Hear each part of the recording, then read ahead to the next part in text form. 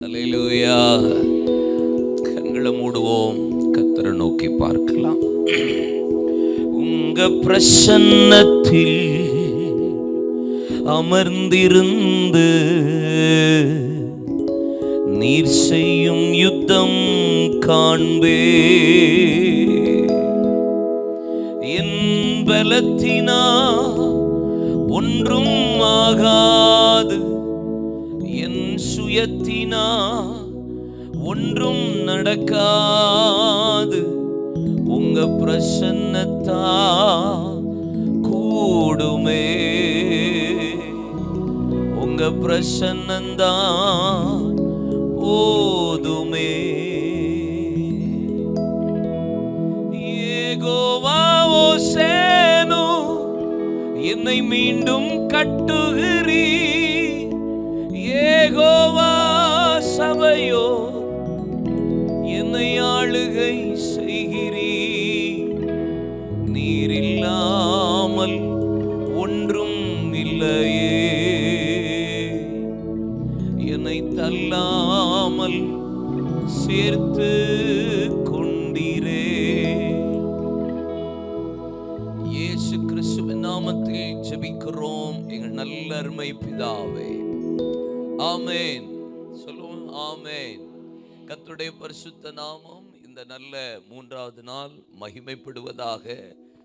அருமையான தேவ மனிதர் போதக KN ராஜன் அவர்களுக்காக நான் கர்த்தருக்கு நன்றி சொல்லுகிறேன். சகோதரிக்காக, குடும்பத்துக்காக, உங்க எல்லாருக்கும் என்னுடைய அன்பின் வாழ்த்துக்கள். கும்பிட்டா திரும்பிலாம் கும்பிட மாட்டீங்களா? தோத்திரம். மேலே இருக்கிற உங்களுக்கு ஃபர்ஸ்ட் ஃப்ளோர், செகண்ட் ஃப்ளோர், சைடில், வெளியே, ஆன்லைனில் எல்லாருக்கும் உங்களுக்கு இயேசு நாமத்தில் அன்பின் வாழ்த்துக்கள். வருஷம் இப்படி 3 நாள் நீங்கள் கும்மி அடிக்கிறது எனக்கு எவ்வளோ சந்தோஷமாக இருக்குது தெரியுமா? எனக்கு உங்களை பார்த்தாலே ரொம்ப பொறாமையாக இருக்கும். ஆமாம், ரொம்ப பொறாமன்னா அப்படி பொறாமல் இருக்கும். ஆமாம், ஏன்னா நீங்களாம் ஒரே குடும்பமாக டே பை டே சபை கர்த்தர் விருத்தி அடைய பண்ணி கர்த்தர் ஆசீர்வதிக்கிறது. கடைசி கால எழுப்புதலுக்கு கர்த்தர் எல்லா காரியத்தையும் வித்திடுகிறது ஒரு பெரிய ஆசீர்வாதம். ஆமென். கர்த்தருக்கு மகிமை உண்டாகட்டும். உங்கள் கையில் இருக்கிற, என் கையில் இருக்கிற வேத புத்தகம் விலையேற பெற்ற ஒரு வேத புத்தகம் இல்லை?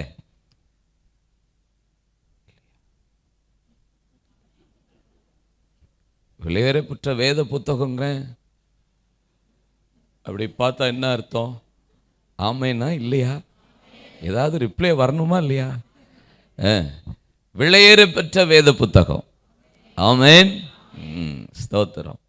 பரிசுத்த ஆவியானவர் நமக்கு எழுதி கொடுத்து ஆசீர்வாதமாய் கர்த்தர் நமக்கு இந்த வேத புத்தகத்திலிருந்து ஒவ்வொரு தேவ மனிதர்களுக்கு கர்த்தர் கொடுக்கிற வெளிப்பாடுகள் நிமித்தம் அவர்கள் பேசும்போது அது நமக்கு தீர்க்க தரிசனமாய் ஆசீர்வாதமாய் கர்த்தர் நமக்கு மாற பண்ணுகிறார்.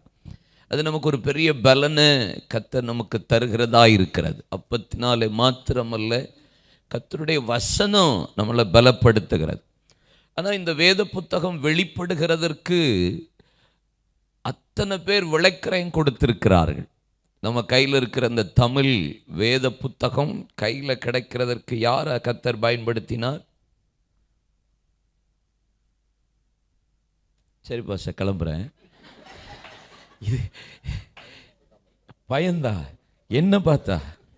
நான் பச்சை புள்ள, என்ன பார்த்து பயப்படுறீங்க? இதெல்லாம் அதுவும் மார்த்தாண்டக்காரங்க பயப்படுவீங்கன்னு சொன்னால் எந்த ஊரில் நம்புவாங்க? நீங்கள் உலகத்தையே பயமுறுத்துகிற ஆட்கள்லப்பா. சோத்திரம். என்ன, நான் ரொம்ப அழகாக இருக்கேன்? உங்கள் ஊர் கேமரா, உங்கள் பாஸ்டர் கேமரா. ஆமென். சோத்திரம். இந்த வேத புத்தகத்தை, தமிழ் வேத புத்தகத்தை நமக்கு கையில் கிடைக்கிறதுக்கு பயன்படுத்தின பாத்திரம் பேர் என்ன?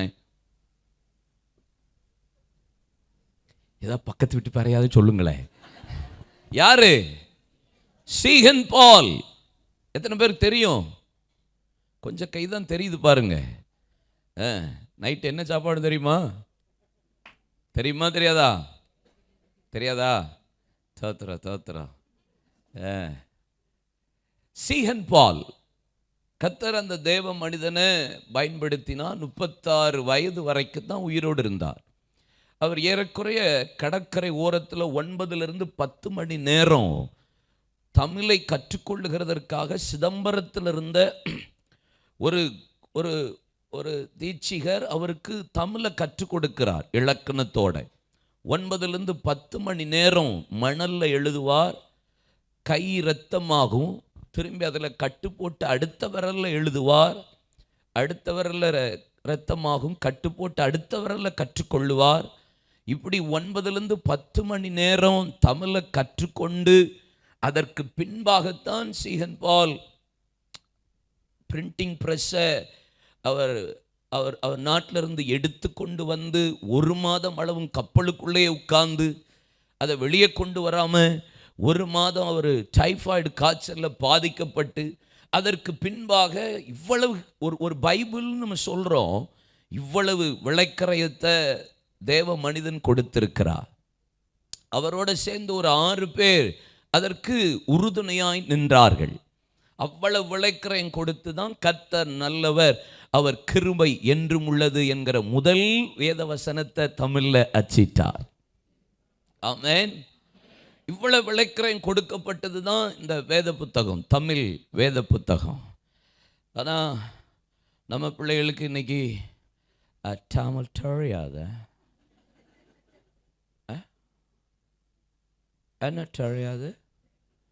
தமிழ் தெரியாது. இங்கிலீஷ் பைபிள் தான் வாசிப்பீங்க. ஆனால் ஃபாரின்லேருந்து இங்கே ஒருத்தர் வந்து அவர் தமிழ் காத்துக்கிட்டு அவர் தமிழில் நம்மளுக்கு பைபிள் அடித்து கொடுத்துருக்கு. ஆனால் நம்மகிட்ட கேட்டால் என் பிள்ளைகளை இங்கிலீஷ் பைபிள் தான் வாசிப்பாங்கோ அப்படி சொல்லுவாங்க. எனக்கு அப்போ எப்படி இருக்குன்னா மண்டையில் கொட்டணும் போல் இருக்கும். சீரியஸ் ஃபஸ்ட் எனக்கெல்லாம் கோமாக வரும் சில நேரம்லாம். இந்த சில ஆட்கள்லாம் தமிழ் அப்படி தெரியாத பாட்டு லோக்கல் பேர் வழியாக இருக்கும். மேக்கப் அழிச்சு பார்த்தா தான் தெரியும் அந்த ஆளுடைய மேட்ரு. ஆமென். ஆனால் விடுறதெல்லாம் சீனாக தான் இருக்கும். தோத்திரம். வேத புத்தகம் அவ்வளோ விளைக்கரையத்தை கொடுத்து வந்திருக்கிற புத்தகம். சரியா? நீங்கள் மலையாள பைபிள் உங்கள் ஊர் பக்கத்தில் தானே இருக்குது, கேரளா. ஆல்மோஸ்ட் நீங்களும் மலையாளி மாதிரி தானே இருக்கீங்க.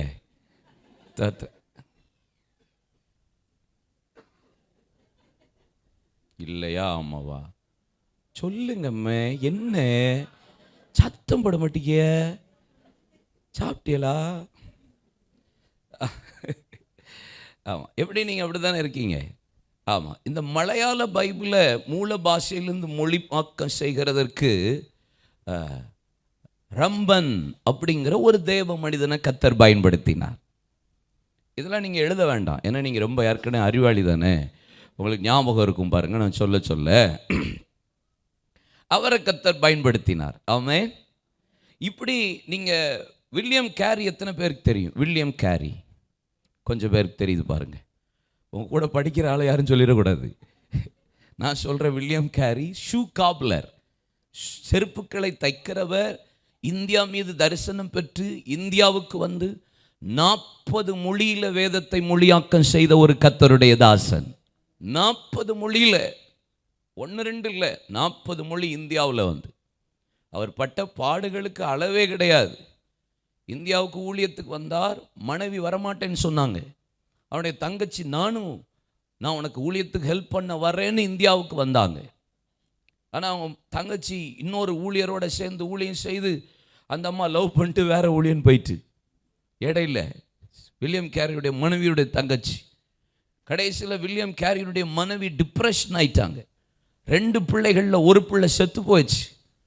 டிப்ரெஷன் ஆகி வில்லியம் கேரியுடைய மனைவி கத்தி எடுத்து வில்லியம் கேரியை குத்திட்டாரு. ஒரு தேவ மனிதன் அவன் மனைவியை குத்துச்சு. பெரிய போராட்டம். ஆனால் அவ்வளவு போராட்டத்தின் மத்தியில் இந்தியாவில் 40 மொழியில் வேதத்தை மொழியாக்கம் செய்திருக்கிறார். உங்களுக்குலாம் இதெல்லாம் ரொம்ப சாதாரணம் பாருங்க. நீங்கள் டெய்லி ஒரு வேத புத்தகத்தை படிக்கிற ஆட்கள், அதனால தானே கையெல்லாம் தட்ட மாட்டேங்கிறீங்க. ஒன்றும் வேண்டாம், ஆட்களை படபடபடன்னு கட்டு தட்டுறது. ஸ்தோத்திரம். ஆமென். அவ்வளவு விலைக்கிரயம் கொடுத்து வேதத்தை மொழியாக்கம் செய்திருக்கிறார்கள். சார், நான் ஒரே ஒரு காரியத்தை சொல்லி ஜெபிப்போன்னே, கொஞ்சம் ஜெபம் பண்ணிட்டு நான் கர்த்தருடைய வார்த்தை கொடுக்க.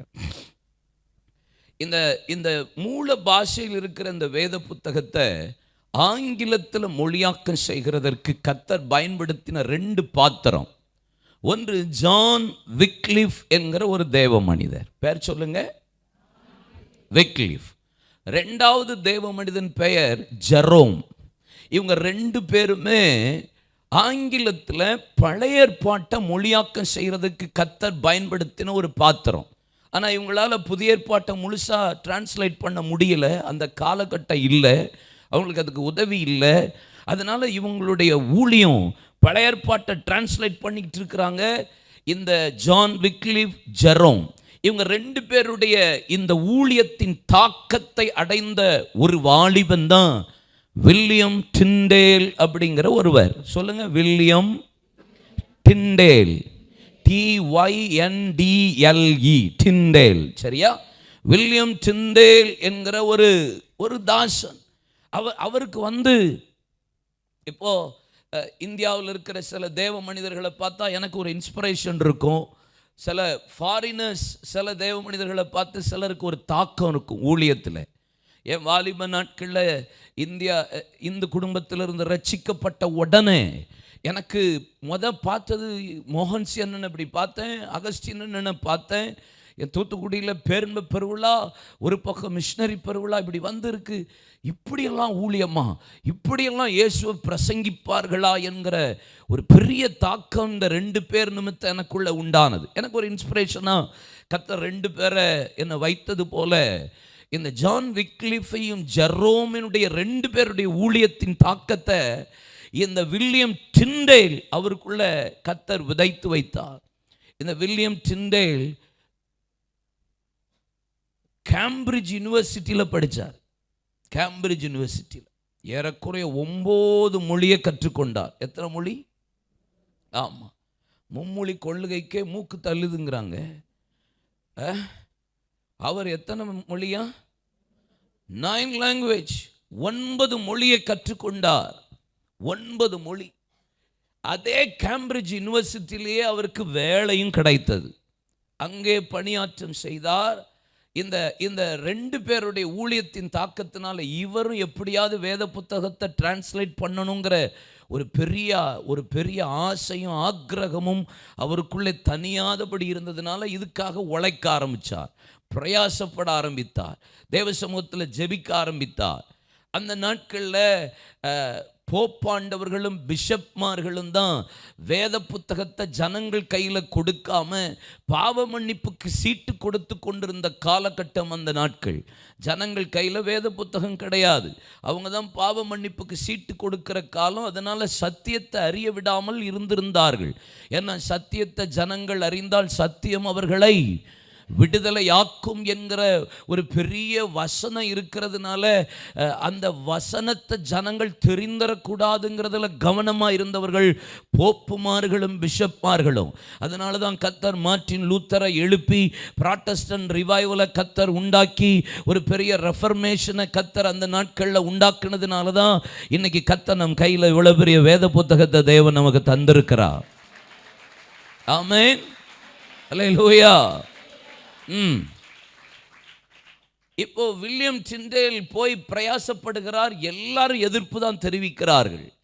கடைசியில் வில்லியம் டிண்டேல் இங்கிலாந்திலிருந்து நேராக ஜெர்மனுக்கு புறப்பட்டு போய் அங்கே எப்படியாவது செயல்படுவோம் என்று செயல்பட ஆரம்பித்த போது ரோம அரசாங்கம், ரோம சக்கரவர்த்திகள் அவருக்கு விரோதமான காரியங்களை செய்த போது வில்லியம் டிண்டேலை விசாரிக்கும்படி அழைக்கிறார்கள். வில்லியம் டிண்டேல் போய் நிற்கிறாரு.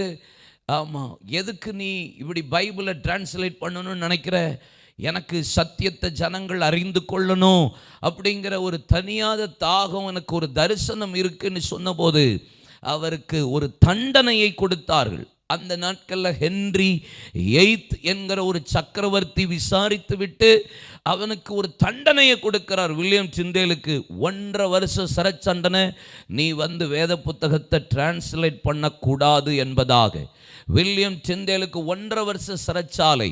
கோரேசின் ஆவியா ஏசியா 45 அதிகாரத்தில் எப்படி ஏவினாரோ அதே போல ஹென்றி எய்த் என்கிற அந்த சக்கரவர்த்தியின் ஆவிய ஆண்டவர் ஏவி அவர் சிறைச்சாலைக்குள்ள போகும்போது கேட்டுட்டார். திடீர்னு, எப்பா உனக்கு உள்ள போறிய என்ன வேணும்னு கேட்டுட்டார்.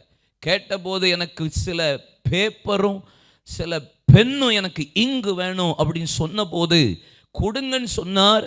1.5 வருஷ சிறைச்சாலையில் இருந்த வில்லியம் டிண்டேல் 1.5 வருஷத்துக்குள்ள முழு வேத புத்தகத்தையும் ஆங்கிலத்தில் மொழிபெயர்க்க கர்த்தர் அவருக்கு கிருபையையும் பலனையும் ஆசீர்வாதத்தையும் தேவன் தந்தார். 1.5 வருஷம்தான். அவர் அந்த டிரான்ஸ்லேட் பண்ணி முடிச்சிட்டார்னு கேள்விப்பட்ட உடனே வில்லியம் டிண்டேலுக்கு மரண தண்டனையை விதித்தார்கள். எப்படிப்பட்ட மரண தண்டனை தெரியுமா? அவர் கையை காலை கட்டி சரீரத்தின் முழுவதும் சுற்றி கட்டைகளை அடுக்கி கையை பின்னாடி கட்டி அவர் கழுத்தில் கயறு, கத்தி போன்ற ஒரு கயரை வைத்து மண்ணெண்ணெயை ஊற்றி எண்ணெயை ஊற்றி எரிய வைத்து இன்னொரு பக்கம் அந்த கயரை இழுக்க இழுக்க கழுத்து வெட்டுப்பட்டு கொண்டே இருக்கிற மாதிரி 2 விதமான கொடுமையான தண்டனையை வில்லியம் டிண்டேலுக்கு ஹென்றி எய்த் கொடுத்தார். அவர் கட்டப்பட்டது, கட்டை வைக்கப்பட்டது, எண்ணெய் ஊற்றப்பட்டது, கழுத்தில் அந்த கயர் போன்ற அந்த கத்தியை இழுக்க இழுக்க வெட்டுப்பட்டு கொண்டிருக்கும் போதே வில்லியம் டிண்டேல் 2 ஜெபம் செய்தார். வானத்தை நோக்கி பார்த்து, தேவனே எங்கள் ராஜாக்களின் கண்களை திறப்பீராக, கர்த்தாவே எங்கள் சக்கரவர்த்திகளின் கண்களை ஒரு விஷயம் திறப்பீராக. இந்த 2 ஜெபம்தான் செய்தார். ஜெபத்தின் விளைவு என்ன நடந்தது தெரியுமா? செத்து போன வில்லியம் டிண்டேல் செத்த நாளிலிருந்து அடுத்த 3 மாதத்தில் பட்சிக்கிறவனிடத்தில் பட்சணம் என்று சொன்னது போல எந்த ஹென்றி எய்த் மரண தண்டனை கொடுத்தாரோ அதே ஹென்றி எய்த்தே இவர் டிரான்ஸ்லேட் பண்ணி வைத்திருந்த வேத புத்தகத்தை அச்சிட்டு முழு வேத புத்தகத்தையே ஹென்றி எய்த்தே ரிலீஸ் பண்ணும்படி கர்த்தர் உதவி செய்தார். அவரை ரிலீஸ் பண்ணினா அடுத்த சில ஆண்டுகளிலேயே பல சக்கரவர்த்திகளையும் பல ராஜாக்களையும் கர்த்தர் எழுப்பி அவர் செய்த அந்த இரத்த சாட்சியாய் கிரயம் கொடுத்ததனுடைய விளைவு அநேக ராஜாக்களை கொண்டு கர்த்தர் அநேக வேத புத்தகங்களை அச்சிட்டு வெளியிட கிருபை தந்தா. கிங்ஸ் ஜேம்ஸ் வெர்ஷன், இப்படி பல வேத புத்தகங்கள் வெளியானது. ஒரு பைபிள் சொல்றோம், அதுக்கு பின்னாடி அவ்வளவு விளக்கறையா இருக்கு. இல்லையா சொல்லுங்க. ஒரு காரியத்தை சொல்லிட்டு நான் ஜெபிக்க போறேன். உபாகமத்தின் புத்தகம் 16 அதிகாரம் 17 வசனம். உபாகமம் 16:17 பாஸ்டர் சொன்னாங்க, இந்த கூடார பண்டிகை 7 நாள் வசனம் வாசிக்கப்பட வேண்டும். ஒருவரும் தேவ சமூகத்தில் வெறும் கையாய் வரக்கூடாது. அந்த 17வது வசனத்தில் சொல்லப்பட்டிருக்கிறது, அவனவன் தகுதிக்கு தக்கதாக தேவ சமூகத்தில் காணிக்கைகளை செலுத்த கடவன் என்று போடப்பட்டிருக்கிறது. ஒவ்வொருத்தனுடைய தகுதிக்கு தக்கதாக நீங்க இந்த கூடார பண்டிகைகளை செலுத்த வேண்டும், வெறுங்கையாய் மட்டும் வரக்கூடாது என்பதாக சொல்லப்பட்டிருக்கிறது. இது ஆசீர்வாதத்துக்கான அடையாளத்தை குறிக்கிறது. நான் இன்னொரு காரியத்தை இதே அடிப்படையில் சொல்லி நாம் ஜெபிக்க போகிறோம்.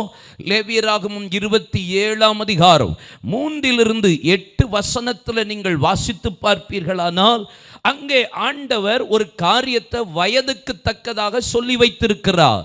என்ன வயதுக்கு தக்கதாக? 5 மாதத்திலிருந்து 1 வயது வரைக்கும் என்று 5 சேக்கல் ஆண் பிள்ளைக்கும் 3 சேக்கல் பெண் பிள்ளைக்கும் என்பதாக 1 வயதிலிருந்து 20 வயது வரைக்கும் ஆண் பிள்ளைக்கு 10 சேக்கலும் பெண் பிள்ளைக்கு அங்கே 5 சேக்கலும் என்று சொல்லப்பட்டிருக்கிறது. அதே அங்கே வேதம் சொல்லுகிறது 20 வயதிலிருந்து 60 வயது வரைக்கும் ஆண் பிள்ளைக்கு 50 சேக்கலும் பெண் பிள்ளைக்கு 30 சேக்கலும் என்று போடப்பட்டிருக்கிறது. 60 வயதுக்கு மேற்பட்டவர்களுக்கு ஆண் பிள்ளைக்கு 15 சேக்கலும் பெண் பிள்ளைக்கு 10 சேக்கலும் என்று போடப்பட்டிருக்கிறது. வயது வித்தியாசம் ஆக ஆக செலுத்த வேண்டிய சேக்களும் வித்தியாசமாய் கொண்டே இருக்கிறது. உபாகமம் 1:36 வாசித்தா, இஸ்ரவேல் ஜனங்கள் எகிப்தை விட்டு புறப்பட்ட நாளில ஆண்டவர் யார் அந்த வாக்குத்தத்தம் பண்ணப்பட்ட தேசத்தை சுதந்தரிப்பா என்று சொன்னபோது, யோசுவாவும் உத்தமமாய் பின்பற்றின வேறே ஆவியுடைய காலேப்புமே தவிர வேற ஒருவரும் பிரவேசிப்பதில்லை என்று சொன்ன தேவன், யோசேப்பின் எலும்புகள் அந்த தேசத்தில் பிரவேசிக்கும் என்று ஆதியாகமம் 50:25 சொன்ன தேவன், அதே உபாகமம் 1:38-39 சொல்லுகிறா, நன்மை தீமை அறியாத சிறு பிள்ளைகள் அந்த தேசத்தில் பிரவேசிப்பார்கள். அப்படின்னா 20 வயதுக்கு உட்பட்ட நன்மை தீமை அறியாத சிறு பிள்ளைகளை நான் அந்த தேசத்தில் பிரவேசிக்க பண்ணுவேன். ஒரு யுத்த புருஷனும் பிரவேசிப்பது இல்லை, எகிப்திலிருந்து புறப்பட்ட ஒரு யுத்த புருஷனும் பிரவேசிப்பது இல்லை என்று சொல்லப்பட்டிருக்கிறது. அப்படின்னா வயதுக்கு தக்கதாக தேவனுடைய கோபமும் சரி, தேவனுடைய தண்டனையும் சரி, தேவனுடைய கரமும் சரி வித்தியாசப்படுகிறது. ஆமென். என் ஆரம்ப வயது 1 மாதத்திலிருந்து 5 வயது வரைக்கும் இருக்கும்போது நான் என் வயதுக்கு தக்கதாக 10 சேக்கலோ ஆண் பிள்ளைக்கு, பெண் பிள்ளைக்கு ஒரு 3 சேக்கலோ செலுத்தினால் ஒன்றும் தப்பு இல்லை. ஆனால் 20 60 வயது வரைக்கும் வரும்போது என் ஆவிக்குரிய வளர்ச்சி வர வர, I am not talking about physical age, I am talking about spiritual age. என்னைக்கு இயேசுவை ஏற்றுக்கொண்டனோ, என்னைக்கு இயேசுவில் வளர ஆரம்பித்தனோ, ரட்சிக்கப்பட்டனோ, மனம் திரும்பினோ, 20 60 வயது வரும்போது ஆண் பிள்ளைக்கு 50 சேக்களும் பெண் பிள்ளைக்கு 30 சேக்கள். அப்ப வயது வித்தியாசம் ஆக ஆக 60 பிளஸ்க்கு மேல நான் போகும்போது, ஆவிக்குரிய வாழ்க்கையில சீனியர் ஆகும்போது சேர்ல உட்கார்ந்து ஜெபம் பண்ணாலும் கர்த்தர் பரவாயில்லன்னு சொல்லுவா. ஆனா 30லையும் 40லையும் சேர்ல உட்கார்ந்து கம்ஃபர்ட் ஜோன்ல ஜெபம் பண்ணினா கர்த்தர் அதை அங்கீகரிக்க மாட்டார். ஒரு யுத்த புருஷனும் தேவனுடைய வாக்குத்தத்தம் பண்ணப்பட்ட தேசத்தில் பிரவேசிக்கவில்லை என்று போடப்பட்டிருக்கிறது. அப்ப உங்க வயதுக்கு தக்கதாக ஆரம்பத்தில் 10 நிமிஷம் ஜெபம் பண்ணு, ஆரம்பத்தில் நான் 20 நிமிஷம் ஜெபம் பண்ணு. இப்ப ஆவிக்குரிய வாழ்க்கை வளர்ந்து கொண்டே போகிறது, வயது ஏறிக்கொண்டே போகிறது. இப்ப என் ஜெப நேரம் வயதுக்கு தக்கதாக செலுத்த வேண்டிய சேக்கல் அதிகமாகணும், ஜெப நேரம் அதிகமாகணும், ஊழிய நேரம் அதிகமாகணும், ஆத்தும ஆதாயம் அதிகமாகணும், சபைக்காக நிற்கிற காரியம் அதிகமாகணும், எழுப்புதலுக்காக முன்னணியில் வருகிறது அதிகமாக வேண்டும். இல்ல மெதுவா தட்டுங்க, ஒன்னும் அவசரம் இல்லை.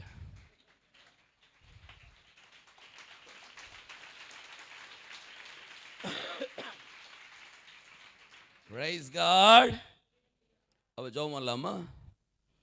கரையம் இல்லாம எதுவுமே கதையாவாது. என் வயது இங்க பாருங்க, இயேசுவை 8ஆம் நாளே அவரை ஆலயத்தில் கொண்டு போய் பிரதிஷ்டை பண்ணும்படி கொண்டு போனார்கள். இயேசு பிறந்து 8ஆம் நாளில் பிரதிஷ்டை பண்ண கொண்டு போறாங்க. அப்போ அவருக்கு பலி செலுத்த கொடுத்த பலியின் அளவு எவ்வளோ தெரியுமா? 2 புறா குஞ்சு, ஒரு காட்டுப்புறா. இதுதான் இயேசுவுக்கு 8ஆம் நாளில் கொண்டு போகிறது. ஆனால் இயேசு இப்போ வளர்ந்துட்டார், 33 வருஷம், 3.5 வருஷம், 30வது வயது. இப்போ யோவான் 12ஆம் அதிகாரத்தில் சொல்லுகிறார், நான் என்னத்தை செலுத்துவேன் ஆண்டவரே? என்னையே ஜீவ பலியாய் கொடுப்பேன். ஆரம்பத்தில் இவ்வளவு ஓகே, இப்போ ஆவிக்குரிய வளர்ந்தாச்சு, என்னையே ஜீவ பலியாய் ஒப்பு கொடுப்பேன். வளர வளர அர்ப்பணிப்பு அதிகமாகணும், வளர வளர விட்டு கொடுக்கிறது அதிகமாகணும், வளர வளர வளர இழக்கிறது அதிகமாகணும். ஏன் ஆபிரகாம் என் சிநேகிதன்? ஏன் மத்தேயு 1:1 சொல்லுகிறது, ஆபிரகாமின் குமாரனாகிய தாவீதின் குமாரனாகிய இயேசு கிறிஸ்து. ஏன் பழைய ஏற்பாட்டில் சொன்ன ஆபிரகாம் புதிய ஏற்பாட்டில் எல்லா இடங்களிலும் ஆபிரகாம் இல்லாமல் எந்த நிருபமும் இல்லை, எந்த சுவிசேஷமும் இல்லை? ஏன் தெரியுமா? அவனுடைய வளர்ச்சி கூட கூட அவன் இழந்தது அதிகம். தகப்பன் வீட்டை விட்டான், தேசத்தை விட்டான், ஜனத்தை விட்டான். ஆபிரகாமே வா என்று சொன்ன போது எல்லாத்தையும் விட்டுட்டு வந்தான். அங்க கொஞ்சம் நடந்து போன போது லோத்துவை விட்டான், அவன் சகோதரனை விட்டான். இன்னும் கொஞ்சம் உள்ள நுழைஞ்ச போது சோதோம் குமாராவையும் அதனுடைய அக்கிரமத்தையும் விட்டான். இன்னும் கொஞ்சம் நுழைஞ்சு போன போது ஆகார விட்டான். அதை இன்னும் கொஞ்சம் நுழைஞ்சு போனது இஸ்மவேலை விட்டான். இன்னும் கொஞ்சம் நுழைஞ்சு போன போது கேத்துராலையும் அவனுடைய மனைவி பிள்ளைகளை விட்டான். இன்னும் கொஞ்சம் நுழைஞ்சு போன போது அவனுடைய சொந்த குமாரனாகிய ஈசாக்கையே விட்டான். இன்னும் கொஞ்சம் நுழைஞ்சு போன போது அவனுடைய பேரையே விட்டான். எவ்வளவு இழக்கிறீர்களோ அவ்வளவு கர்த்தர் நம்மை மதிப்பை கூட்டிக் கொண்டே இருப்பார். ஆமென். உங்க வயசு கூட கூட மதிப்பு கூடணும்னா கூடார பண்டிகையில செலுத்தத்தக்க அளவு உங்க தகுதிக்கு தக்கதாக செய்யணும்னா உங்க வயசுக்கு தக்கதாக. இந்த சபையில் எத்தனை வருஷம் இருக்கீங்களோ அதுக்கு தக்கதாக உங்க கரையம் இருக்கணும். வராத எத்தனை வருஷம் விசுவாசின்னு கேட்டா 17 வருஷம். என்ன வருஷம்? 17 வருஷம். ஒரு ஆத்மா வருவோம் போவோம், சாப்பாடு போட்டா சாப்பிடுவோம்,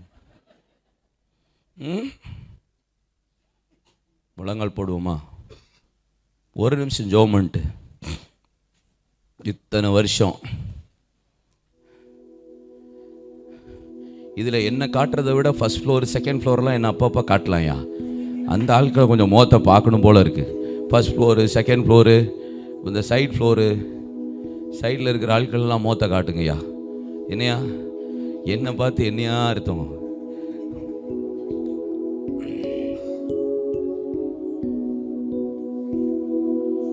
உங்க பிரசன்னத்தில் ஒரு கீபோர்டு போதும் தங்கம்.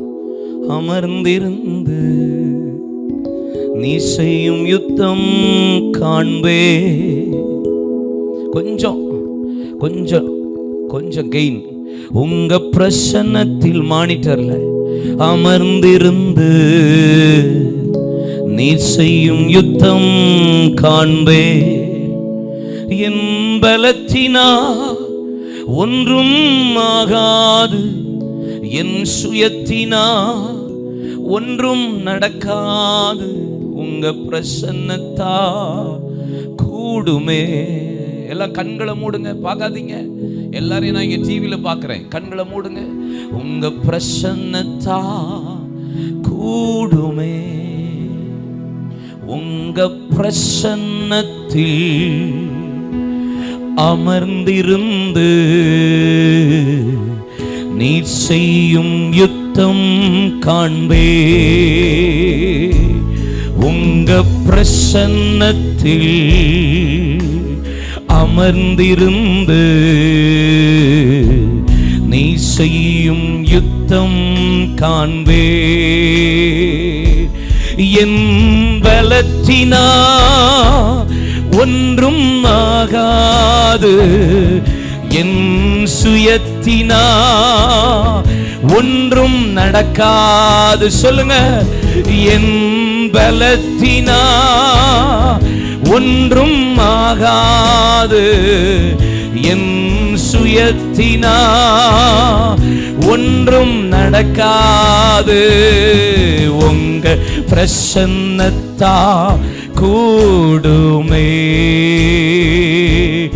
உங்க பிரசன்னந்தா போதுமே. சொல்லுங்களேன். உங்க பிரசன்னத்தா கூடுமே.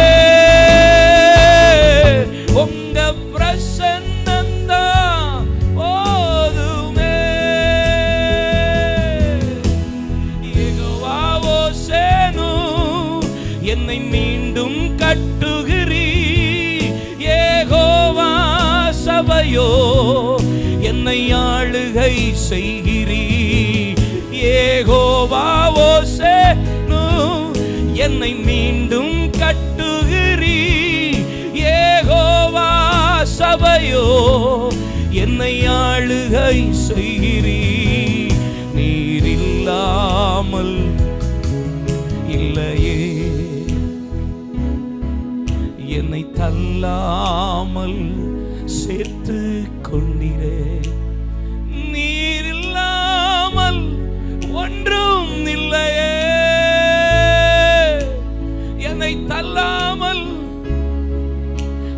செபிங்களே, வாய்களை திறந்து, என்னுடைய ஆவிக்குரிய வயது கூடிவிட்டது, ஆனால் செலுத்த வேண்டிய சேக்கல் இன்னும் கம்மியா இருக்கு, செலுத்த வேண்டிய நேரம் கம்மியா இருக்கு, செலுத்த வேண்டிய கரையம் இன்னும் குறைவாக இருக்கிறது. இந்த வருஷ கூடார பண்டிகையில நீ உன் பலனுக்கு தக்கதாக இந்த கூடார பண்டிகையின் 3வது நாள் என் தேவ பிள்ளைய நீ வெறுங்கையா வரக்கூடாது. இந்த கூடார பண்டிகையில நீ தேவ சமூகத்துக்கு வரும்போது வெறுமையா வரக்கூடாது. எனக்கு பலன் இல்ல, எனக்கு செய்ய முடியல, என்னால ஜெபிக்க முடியல, என்னால ஊழியம் செய்ய முடியல, என்னால உபாசிக்க முடியல, என்னால ஆத்துமாதாயம் பண்ண முடியல சொல்லக்கூடாது. உங்கள் வயதுக்கு தக்கதாக, உங்களுடைய வாழ்க்கைக்கு தக்கதாக உங்கள் ஜெப நேரம் இன்றைக்கு கூட போகிறது. நீங்கள் செலுத்த தக்கவைகளை, உங்கள் காரியங்களை செலுத்தும்படி வாய்களை திறங்க, கைகளை தட்டுங்க. வாய்களை திறந்து கைகளை தட்டி, ஓ அந்நிய பாஷை பேசுகிறவர்கள், ஓ தீவிரமா தீவிரமா, இது எழுப்புதல் காலம் அல்லவா? Jeriam Church, are you ready? Are you ready? Oh, you see the revival. Rakandarala Rehadana Mamase Udahantana Ratana Rigadia Karalaba. செலுத்த தக்களவு செலுத்துங்கள். கூடட்டும் கூடட்டும் கூடட்டும் கூடட்டும். இனி குறையக்கூடாது, இனி குறையக்கூடாது. ஆத்துமாதாயம் குறையக்கூடாது, ஜெபம் குறையக்கூடாது, உபவாசம் குறையக்கூடாது, அபிஷேகம் குறையக்கூடாது. It will increase. One more time, Lord, renew, renew. Rapaka paka. விடாதீங்க விடாதீங்க விடாதீங்க. என் வயதுக்கு தக்கதாக நான் செலுத்தியே ஆகணும். என் வயதுக்கு தக்கதாக நான் செலுத்தியே ஆகணும். பல வருஷம் ஆயிட்டு, பல வருஷம் ஆயிட்டு, என் சேக்கல் இன்னும் குறைந்துட்டே இருக்கு. கூடணும் கூடணும் கூடணும் கூடணும் கூடணும் கூடணும். 18 வருஷம், 17 வருஷம், 10 வருஷம் விசுவாசி குறையக்கூடாது. It will increase. Rakata. கூடணும் கூடணும். 20 இருந்து 60, நீ ஆண் பிள்ளைன்னா 50, பெண் பிள்ளைன்னா 30 சேக்கல் செலுத்தி ஆகணும். நீ செலுத்த தக்கவனா இருக்கணும். செலுத்த முடியலைன்னா கர்த்தருக்கு முன்பாக நில், கர்த்தருக்கு முன்பாக நில், கர்த்தருக்கு முன்பாக நில். ஆசாரியன் உன்னை மதிப்பிட கடவன். ஆசாரியன் நமக்கு ஒரு பிரதான ஆசாரியன் இந்த இரவு மதிப்பிடுகிறார், மதிப்பிடுகிறார். வேண்டிய பலன், வேண்டிய கிருபை. யோசுவா ஆசாரியனே, உன்னால முடியல, அதனாலதான் அஸ்திரம் தீட்டுப்பட்டுருச்சு. ஆனா நீண்ட நாள் பிரச்சனை இந்த இரவு ஒரே நாளில் முடிய போகிறது. உன் தலைப்பாகை மாறுகிறது, உன் வஸ்திரம் பரிசுத்தமாகிறது, உன் பாதரட்சை மீண்டும்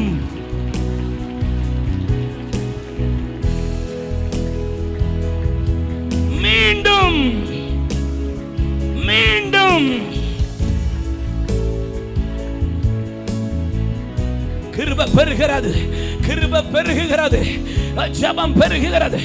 ஆவியில 0.00 ஒரு 1% ஆவது இந்த 3வது நாள் கூடார பண்டிகை முடியும் போது இன்கிரீஸ்.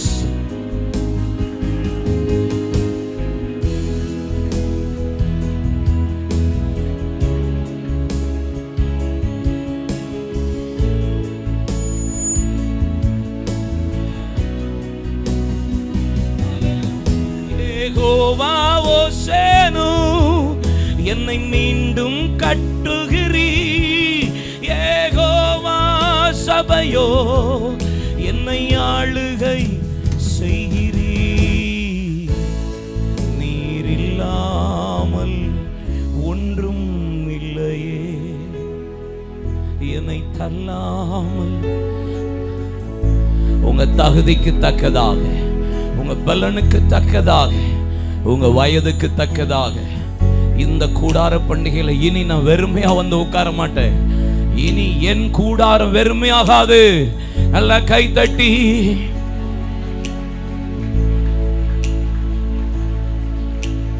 ஹல்லேலூயா, ஹல்லேலூயா. உமக்கு நன்றி, உமக்கு நன்றி. நீர் இல்லாமல் ஒன்றும் இல்லையே, என்னை தள்ளாமல் சேர்த்து கொண்டிர. சபை 2 கையை உயர்த்தி சொல்லுங்க, நீர் இல்லாமல் ஒன்றும் என்னை தள்ளாமல் சேர்த்து. ஒரே ஒரு முறை, நீர் இல்லாமல் ஒன்றும் என்னை தள்ளாமல். இயேசு கிறிஸ்துவின் நாமத்தில் ஜெபிக்கிறோம் எங்கள் நல்ல அருமை பிதாவே. உட்காரும். கர்த்தருடைய பரிசுத்த நாமம் மகிமைப்படுவதாக. 1 நாளாகமத்தின் புத்தகம் அதனுடைய 22ஆம் அதிகாரம் 16ஆம் வசனம் சாலமோனை பார்த்து தாவீது சொல்கிற ஒரு தீர்க்க தரிசனமான ஒரு வார்த்தை. என் மகனே சாலமோனே, நீ எழும்பி காரியத்தை நடப்பி, கர்த்தர் உன்னோடே கூட இருக்கிறார். நீ எழும்பி காரியத்தை நடப்பி, கர்த்தர் உன்னோடே கூட இருக்கிறார். ஆண்டவர் சொல்லுகிற, நான் உன் கூட இருக்கிறேன், நீ எழும்பி காரியத்தை செய். யாத்திராகமத்தின் புத்தகம் 34ஆம் அதிகாரம் 10ஆம் வசனம் மோசையோட கர்த்தர் சொல்லுகிறா, மோசே, உன்னோடு நான் ஒரு உடன்படிக்கை பண்ணுகிறேன். எந்த ஜாதி ஜனத்திலும் செய்யப்படாத அதிசயங்களை நான் உனக்கு செய்வேன். உன்னோடு கூட இருக்கிற ஜனங்கள் எல்லாரும் நான் செய்கிற கிரியைகளை காண்பார்கள். நான் உன்னோடு கூட இருந்து செய்யும் காரியம் பயங்கரமா இருக்கும். உன் கூட இருந்து செய்கிற காரியம் பயங்கரம். ஒரு உடன்படிக்கை பண்றேன், நான் உன் கூட இருந்து செய்கிற காரியம் அதிசயம், பயங்கரம். கர்த்தர் உன் கூட இருக்கிறதை நான் காண்பிப்பேன். ஹல்லேலூயா. ஆதியாகமத்தின் புத்தகம் 26ஆம் அதிகாரம் ஆண்டவர் ஈசாக்குக்கு தரிசனமாகி சொல்லுகிறார், நீ எகிப்துக்கு போகாமல் இங்கே இரு என்று சொன்னபோது கீழ்ப்படிந்தவனாய் அவன் எகிப்துக்கு போகாமல் அந்த பஞ்ச தேசத்தில் இருந்தபோது 12ஆம் வசனம் சொல்லுகிறது, பஞ்ச தேசத்தில் விதைத்தான் 100 மடங்கு பலனை பெற்று வர வர விருத்தி அடைந்து மகா பெரியவனாகி ஆட்டு மந்தைகளையும் மாட்டு மந்தைகளையும் அநேக பணிவிடைக்காரர்களையும் கொடுத்ததினாலே பெலிஸ்தியர் அவன் மீது பொறாமை கொண்டார்கள். கர்த்தருடைய வசனம் சொல்லுகிறது, அதற்கு பின்பாக அவன் ஆபிரகாம் தோண்டி வைத்த துறவுகளை தூத்து போடும்படி வந்தபோது அங்கே அபிமெலேக்கரும் கேரூரார் மேய்ப்பரும் வாக்குவாதமும் சண்டையும் பண்ண வந்தார்கள். முதல் துறவை தோண்டினா அங்கே வாக்குவாதம் சண்டை வந்தது, ஏசேக்கு என்று பெயரிட்டான். இரண்டாவது துறவை தோண்டினான், தூத்து போடும்படி செய்தான், அங்கே சித்னா என்று பெயரிட்டான். மூன்றாவது துறவை தூத்து போடும்போது வாக்குவாதம் சண்டை பண்ண அவர்கள் வரவில்லை. அப்பொழுது பழுகி பெருகும்படி கர்த்தர் எனக்கு இடம் உண்டாக்கினார் என்று ரெகோபோத் என்று பெயரிட்டான். அப்பொழுது வேதவசனம் சொல்லுகிறது, அபிமெலேக்கரும் கேரூரார் மேய்ப்பரும் கர்த்தர் அவன் செய்வதெல்லாம் வாய்க்க பண்ணுகிறார், கர்த்தர் அவனோடு கூட இருக்கிறார் என்பதை நாங்கள் கண்டோ, வா அவரோடு போய் உடன்படிக்கை பண்ணுவோம் என்பதாக ஈசாக்கினிடத்தில் வந்து சொல்லுகிறார்கள். ஈசாக்கே, நான் உன் கூட இருக்கிறதில்ல, கர்த்தர் உன் கூட இருக்கிறது என் கண்கள் கண்டது. இன்றைக்கு நான் உங்களோடு உடன்படிக்கை பண்ணுகிறேன் என்பதாக இந்த கடைசி கால எழுப்புதல் ஆண்டவர் என் கூட இருக்கிறதல்ல, என் கூட இருக்கிறது சுற்றி இருக்கிற கண்கள் காணும்படி கர்த்தருடைய ஆசீர்வாதம் வெளிப்படுகிற காலம். ஆமென். என் கூட கர்த்தர் இருக்கிறார் என்பதை சகல ஜனங்களும் பார்க்க வேண்டும். ஆமென். ஆதியாகமம் 30ஆம் அதிகாரத்தை வாசித்து பாருங்க. லாபான் சொல்லுகிறான் யாக்கோபை பார்த்து, யாக்கோபே, கர்த்தர் உன் கூட இருக்கிறத நான் பார்த்தேன். எப்படி தெரியுமா? நேற்று இரவு அவர் என்னிடத்தில் வந்து எச்சரித்தார், என் மகனாகிய யாக்கோபனிடத்தில் நீ நன்மையே அன்றி தீமை ஒன்றும் பேசாதபடிக்கு எச்சரிக்கையாயிரு, நீ கர்த்தரால் ஆசீர்வதிக்கப்பட்டவன் என்பதை நான் கண்டு நேற்று இரவு நான் எச்சரிக்கப்பட்டேன். கர்த்தர் உங்க கூட இருக்கிற மற்றவர்கள் பார்க்கணும். நீங்க வழக்காடக்கூடாது, நீங்க சண்டை பண்ணக்கூடாது, நீங்க வாக்குவாதம் பண்ணக்கூடாது, நீங்க பழி வாங்குறதுக்கு எழும்ப போக கூடாது. நான் கூட, என் கூட கர்த்தர் இருக்கிறது சத்துருக்கள் காண்கிற காலம் இது. அல்ல கை தட்டி அல்லேலூயா. யாத்திராகமம் 14ஆம் அதிகாரம் 25ஆம் வசனத்தை வாசித்து பாருங்கள். இஸ்ரவேல் ஜனங்கள் எகிப்தை விட்டு புறப்பட்டு செங்கடலின் ஓரத்தில் வந்து நின்று கொண்டிருக்கிறார்கள், முறுமுறுக்கிறார்கள். கர்த்தர் மோசேக்கு சொல்றார், உன் காலை நீட்டு. இப்பொழுது செங்கல் ரெண்டாய் பிளந்து இஸ்ரவேல் ஜனங்கள் வெட்டாந்தரையிலே நடந்தார்கள். அவனுக்கு பின்பாக பார்வோனும் வந்தான், பார்வோனும் அவனுடைய சேனையும் வந்தது. 25 26 வசனங்களில் வேதம் சொல்லுகிறது, அங்கே இஸ்ரவேல் ஜனங்கள் கடந்து வெட்டாந்தரையிலே நடந்து அக்கறைப்பட்ட போது பார்வோனும் அவனுடைய சேனையும் இஸ்ரவேல் ஜனங்கள் கடந்தது போலவே வந்தார்கள். அப்பொழுது எகிப்தியர் சொல்லுகிற ஒரு வார்த்தை, ஏய் இஸ்ரவேலின் தேவனாகிய சேனைகளின் கர்த்தர், இஸ்ரவேலின் தேவனாகிய கர்த்தர், இஸ்ரவேலின் தேவனாகிய கர்த்தர் எகிப்துக்கு விரோதமாக இஸ்ரவேலுக்கு துணை நின்று நமக்கு விரோதமாக யுத்தம் பண்ணும்படி வந்து விட்டார். எகிப்தியருடைய உருளை உருளவும் அவருடைய ரதங்களை வருத்தத்தோடும் நடத்தவும் கர்த்தர் பண்ணினார். எகிப்தியன் வாயிலிருந்து வருது, இஸ்ரவேலின் தேவனே யுத்தத்தில் மகத்துவம் உள்ளவர்.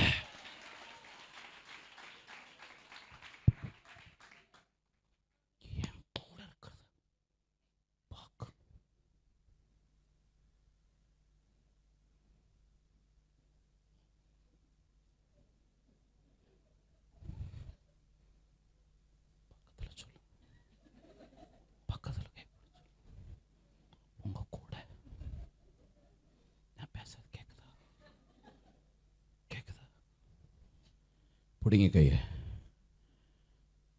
முகத்தை பாருங்க. உங்க கூட கர்த்தர் இருக்கிறது நீங்க சொல்லக்கூடாது, என் கூட கர்த்தர் இருக்கிற. ஊர்ல உள்ளவன் சொல்லணும், உலகத்தான் சொல்லணும். ஆமென். எனக்குலாம் அந்த வெறி தான். நான் கிறிஸ்தவன் தெரியுமே, நீ நல்லா லஞ்சம் வாங்குவேன்னு. நான் கிறிஸ்தவன், சபைக்கு போறேன் தெரியுமே, நல்லா வரதட்சணை வாங்குவேன்னு. நான் கிறிஸ்தவன், பெந்தேகோஸ்தே சபைக்கு போறேன், எக்ஸ்ட்ராவா காரையும் கொடுத்துருங்கன்னு கேட்பிய. எல்லாம் கன்னியாகுமரி பிச்சு பிச்சு. உங்களை பற்றி அடிக்கடி கேள்விப்பட்டுட்டே இருக்கேன், கவனமாக இருந்துக்கணும்.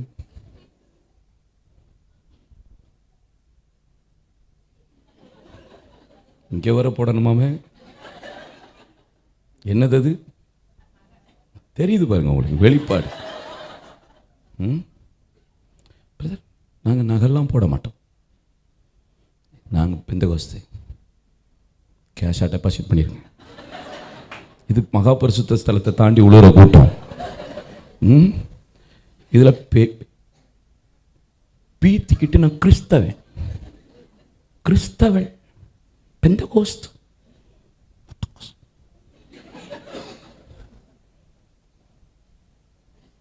ஆட்களை இதில் வேற ஆவியில் நிரம்பி பக்கத்தில் 2 சீட்டை உடைக்க வேண்டிய. எங்கேயாவது எவன் வீட்டுக்குள்ளேயாவது சேர் உடஞ்சிருக்கான்னு கேளுங்க, உடைக்கவே மாட்டானுங்க. மெனக்கிட்டு மீட்டிங் வந்து உடைச்சிட்டு ஓரமாக எடுத்து வச்சுட்டு போவானுங்க நம்ம ஆளுக்க. தோத்திரம். அல்லேலூயா. என் கூட இயேசு, நான் கிறிஸ்தவன் இல்லை. இனி சொல்லணும், இனி இந்த கடைசி கால எழுப்புதல்ல சொல்லணும். இந்த 3ஆவது நாள் கூடார பண்டிகையில் தேசம் சொல்லணும், கர்த்தருடைய பிள்ளைகள், அவர்களோடு கர்த்தர் இருப்பதை நாங்கள் கண்டோம்.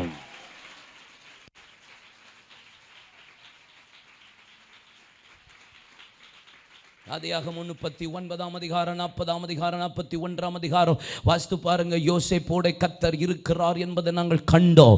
யோசேப்போட கர்த்தர் இருந்தார், அவன் காரிய சித்தி உள்ளவனா இருந்தான். யோசேப்போட கர்த்தர் கூட இருந்தார், போத்திபார் வீட்டை கர்த்தர் ஆசீர்வதித்தார். யோசேப்போட கர்த்தர் இருந்தார், சிறைச்சாலை தலைவன் எல்லாவற்றையும் ஒப்புக் கொடுத்தான்.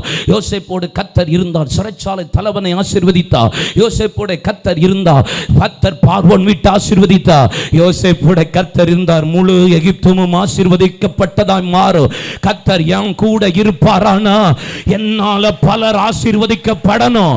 என் வீடு ஆசீர்வதிக்கப்படுறதில்ல, என் தெரு ஆசீர்வதிக்கப்படணும். என் குடும்பம் மட்டும் இல்ல, என் சார்ந்திருக்கிற ஜனங்கள், நண்பர்கள், பட்டணம், தேசம் ஆசீர்வாதமாய் மாறணும். கர்த்தர் கூட இருக்கிறார் என்பதை கண்டோ உன் கூட இருந்து நான் செய்கிற காரியம் பயங்கரமா இருக்கும். அல்லேலூயா. கூட செய்கிற காரியம் பயங்கரம். ஏசாயா 41:10 நான் பயப்படாத திகையாத, நான் உன் கூட துணை நிற்கிறேன்னு சொல்லுகிறார். கலங்காதே, பயப்படாத. 3 முறை சொல்றாரு. Fear not, fear not, fear not. பயப்படாதே. உன்னை போரடிக்கிறதற்கு புதிதும் கூர்மையான பற்களுள்ள யந்திரமா மாற்றுவேன். மலைகளையும் குண்டுகளையும் பதருக்கு ஒப்பாக்கி போடத்தக்கதாக கர்த்தர் உங்களை பயன்படுத்துவா. அவர் என் கூட இருந்தார்னா உங்களை பயன்படுத்துறதை வித்தியாசமா இருக்கும். உங்களுக்கு முன்னாடி இருக்கும் மலைகள் எல்லாம் மெழுக போல, பர்வதங்கள் எல்லாம் உருகி போகும். செருபாபேலே, செருபாபேலே, பெரிய பர்வதமே, செருபாபேலுக்கு முன்பாக நீ சமபூமியாவாய். அவன் தலைக்கல்லை கொண்டு வருவான், அதற்கு கிருபை உண்டாவதாக, கிருபை உண்டாவதாக என்று ஆர்ப்பரியுங்கள். அவனே, அவனே இதை செய்து முடிப்பா. அல்லேலூயா. கர்த்தர் கூட இருந்தார். கர்த்தர் என் கூட இருக்கிறார். என் மகனே, எழும்பி காரியத்தை நடப்பி. கர்த்தர் உன் கூட இருக்கிறார். சாலமோனை பார்த்து தாவீது சொல்லுகிறா, எப்பா நீ வேலையை நடப்பி, எழும்பி காரியத்தை செய். சர்ச்சை கட்டு அப்படிங்கிற, சபையை கட்டு அப்படிங்கிற. இந்த கடைசி கால எழுப்புதல் சபையில். ஆமென். ஏதேன் தோட்டத்தில் கர்த்தருடைய பிரசன்னமும் மகிமையும் அப்படியே இருந்தது. உலாவி கொண்டிருந்தார். தேவ பிரசன்னத்தை அனுபவித்துக் கொண்டிருந்தார்கள். சர்ப்பமானது ஏவால வஞ்சித்தது. மகிமை இழந்தார்கள். தோட்டத்தை விட்டு வெளியே போனார்கள். 2வது, நோவா தேசம் முழுவதும் பிரசங்கம் பண்ணினான். கர்த்தர் பேழை என்கிற ஒரு சபையை உண்டாக்கி அவன் குடும்பம் 8 பேரும் எல்லா மிருக ஜீவன்களும் ஜோடி ஜோடாக காக்கப்பட்டது. கர்த்தருடைய மகிமை அந்த கூடாரமாகிய பேழையில் இருந்தது. புதிய ஒரு தலைமுறையை கர்த்தர் உருவாக்கி அனுப்புகிறார். 3வது, கர்த்தர் மோசேயை அழைத்து மலைக்கு எல்லைகளை குறித்துக்கொள், நான் சொல்லுகிற அளவின்படி நான் செய்ய வேண்டிய காரியத்தை நான் உனக்கு சொல்லுவேன், கற்பிப்பேன் என்று ஆண்டவர் சொல்லி ஆசரிப்பு கூடாரத்தை தேவன் உருவாக்கி, சித்திம் பலகையில் 48 பலகையை எடுத்துக்கொள், இன்னென்ன காரியத்தை இன்னென்ன அளவின்படி செய் என்று சொல்லி, பிரகாரம் பரிசுத்த ஸ்தலம், மகா பரிசுத்த ஸ்தலம் என்று சொல்லி தேவன் தம்முடைய மகிமை அங்கே விளங்க பண்ணினார். எப்பெல்லாம் மோசே கூடாரத்துக்குள்ள நுழைகிறானோ அப்பெல்லாம் கர்த்தருடைய மகிமை கூடாரத்துக்கு மேல மேகம் இறங்கி இருந்தது. லேவியராகமம் 6ஆம் அதிகாரம் 9ஆம் அதிகாரம் 3 - 6 வசனம், 9ஆம் அதிகாரம் 23ஆம் வசனம், சர்வாங்க தகன பலிகளையும் சமாதான பலிகளையும், அங்கே பாவ நிவாரண பலிகளையும் குற்ற நிவாரண பலிகளையும் ஊனமில்லாததாய் நசல் இல்லாததாய் தேவ சமூகத்தில் பலி செலுத்த வந்தபோது, அங்கே கர்த்தருடைய கட்டளைகளுக்கு கீழ்ப்படிந்து ஆசரிப்பு கூடாரத்தில் செய்தபோது கர்த்தருடைய மகிமை காணப்பட்டது என்று வேதம் சொல்லுகிறது. 23ஆம் வசனத்தில் அங்கே மோசேயும் ஆரோடு கூடாரத்தை விட்டு வெளியே வந்து ஜனங்களை ஆசீர்வதித்த போது கர்த்தருடைய மகிமை காணப்பட்டது. அங்க ஒரு மகிமை வெளிப்பட்டது. ஆனா அந்த ஆசரிப்பு கூடாரம் எப்பெல்லாம் மேகம் எழும்புதோ அப்பெல்லாம் பெயர்ந்து பெயர்ந்து போய்கொண்டே இருக்கிறது.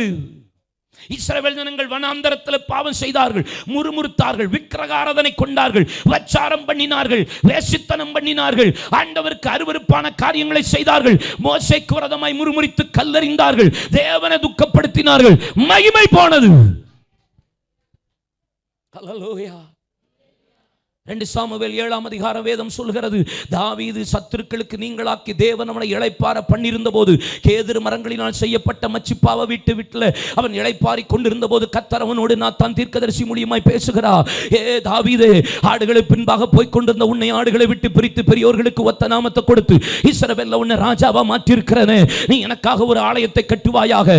எகிப்திலிருந்து புறப்பட்டு வந்த ஒரு ஜாதி ஜனத்திடத்திலாவது ராஜாக்களிடத்திலாவது நியாயாதிபதிகளிடத்திலாவது எனக்காக ஒரு ஆலயத்தை கட்டு கட்டுவாயா என்று நான் இதுவரை கேட்டதில்லை. நீ எனக்காக கட்டுவியா என்று கேட்டபோது நான் கற்ற ஆண்டவரே, நான் கற்ற திரைகளின் மத்தியில் அங்கும் இங்கும் உலாவிக் கொண்டிருக்கிறதே என்கிற பாரம் வந்தபோது, ஆண்டவர் நீ கட்டல, உன் பிள்ளையாகிய கர்ப்பப்பிறப்பாய் இருக்கிற சாலமோன் அதை கட்டுவான். நீ அந்த தரிசனத்தை செய்வா. உன் மகன் கர்ப்பப்பிறப்பு, அவன் சமாதான புருஷன், யுத்த புருஷன் அல்ல, அவன் கட்டி எழுப்புவான் என்று சொல்லி சவுலை விட்டு நீக்கிற கிருபையை உன் மகனாகிய சாலமோனை விட்டு நீக்காதபடி நித்திய கிருபையின் உடன்படிக்கை பண்ணுகிறேன். அவன் பிரமாணத்தின் கட்டளைகளின் மீறும் போது அவனை மிலாற்றினாலே தண்டிப்பே. அவன் கட்டுவான். நீ யுத்த புருஷன், நீ இரத்தத்தினாலே கை தோய்ந்திருக்கிறபடியா, நீ பட்டயத்தினால் நிறைந்திருக்கிறபடியா, யுத்தத்தினாலே வாழ்க்கை போனபடினால் நீ அல்ல, உன் மகன் கட்டுவான். 1 ராஜாக்கள் 8ஆம் அதிகாரம் 11ஆம் வசனத்தில் ஆலயத்தை கட்டி பிரதிஷ்டை பண்ணினா கர்த்தருடைய மகிமை ஆலயத்தை மூடியது. மீண்டும் ஜனங்கள் பாவம் செய்தார்கள். மீண்டும் கர்த்தருக்கு பிரியமில்லாத காரியங்களை செய்தார்கள். மீண்டும் தேவனுக்கு விரோதமான அருவருப்பான காரியங்கள் இஸ்ரவேல் ஜனங்கள் செய்தார்கள். ஆண்டவர் சத்துரு கையில் தேசத்தை ஒப்பு கொடுக்கிறா, ஆலயத்தை ஒப்பு கொடுக்கிறா. இடிக்கப்படுகிறது, பல ஆண்டாய் இடிந்து கிடக்கிறது. மீண்டும் கர்த்தர் தேவன் ஆகாய் தீர்க்கதரிசியை, சகரியா தீர்க்கதரிசியை எழுப்பி, தேவன் திடன் கொள்ளுங்கள், காரியத்தை நடப்பீங்கள், கர்த்தர் உங்களை ஆசீர்வதிப்பா, நீங்கள் ஆலயத்தை கட்டுங்க. இது ஆலயத்தை கட்டுற காலம், இது உங்களுக்கு வீடு கட்டுற காலமா, இது உங்களுக்காக செலவழிக்கிற காலமா? நீங்க எழும்பி ஆலயத்தை கட்ட வேண்டாமா? மலைக்கு ஏறுங்கள், மரங்களை வெட்டுங்கள், காரியத்தை நடப்பீங்கள், கர்த்தர் உங்களோடு கூட இருக்கிறார், கர்த்தர் உங்களை இன்று முதல் ஆசீர்வதிப்பார் என்று சொன்னபோது கர்த்தர் செருபாபேலை எழுப்புகிறார். ஆசாரியனாகிய யோசுவாவின் செருபாபேலை எழுப்புகிறார். கர்த்தர் கொண்டு வர்றார். அல்லேலூயா, கொண்டு வர்றார். கர்த்தர் மகிமையா கொண்டு வர்றார். செருபாபேலை கொண்டு அஸ்திவாரம் போடுறார். 16 வருஷம் ஆலயம் கட்டுறதுக்கு தடை உண்டாகிறது. மீண்டும் கர்த்தர் செருபாபேலை கொண்டு ஆலயத்தை கட்டுறார். ஆகாய் 2ஆம் அதிகாரம் 9ஆம் வசனம், முந்தின ஆலயத்தின் மகிமை காட்டிலும் பிந்தின ஆலயத்தின் மகிமை பெருசா இருக்கும். சூப்பர் மகிமை. கர்த்தர் பயங்கரமா கட்டி முடிக்கிறார் செருபாபேலை கொண்டு. செருபாபேல் முடிக்கிறான். ஆலயம் மீண்டும் இடிக்கப்படலை, ரெனோவேட் பண்ணப்படுகிறது. சத்ரு மெதுவாக உடைக்கிறான்.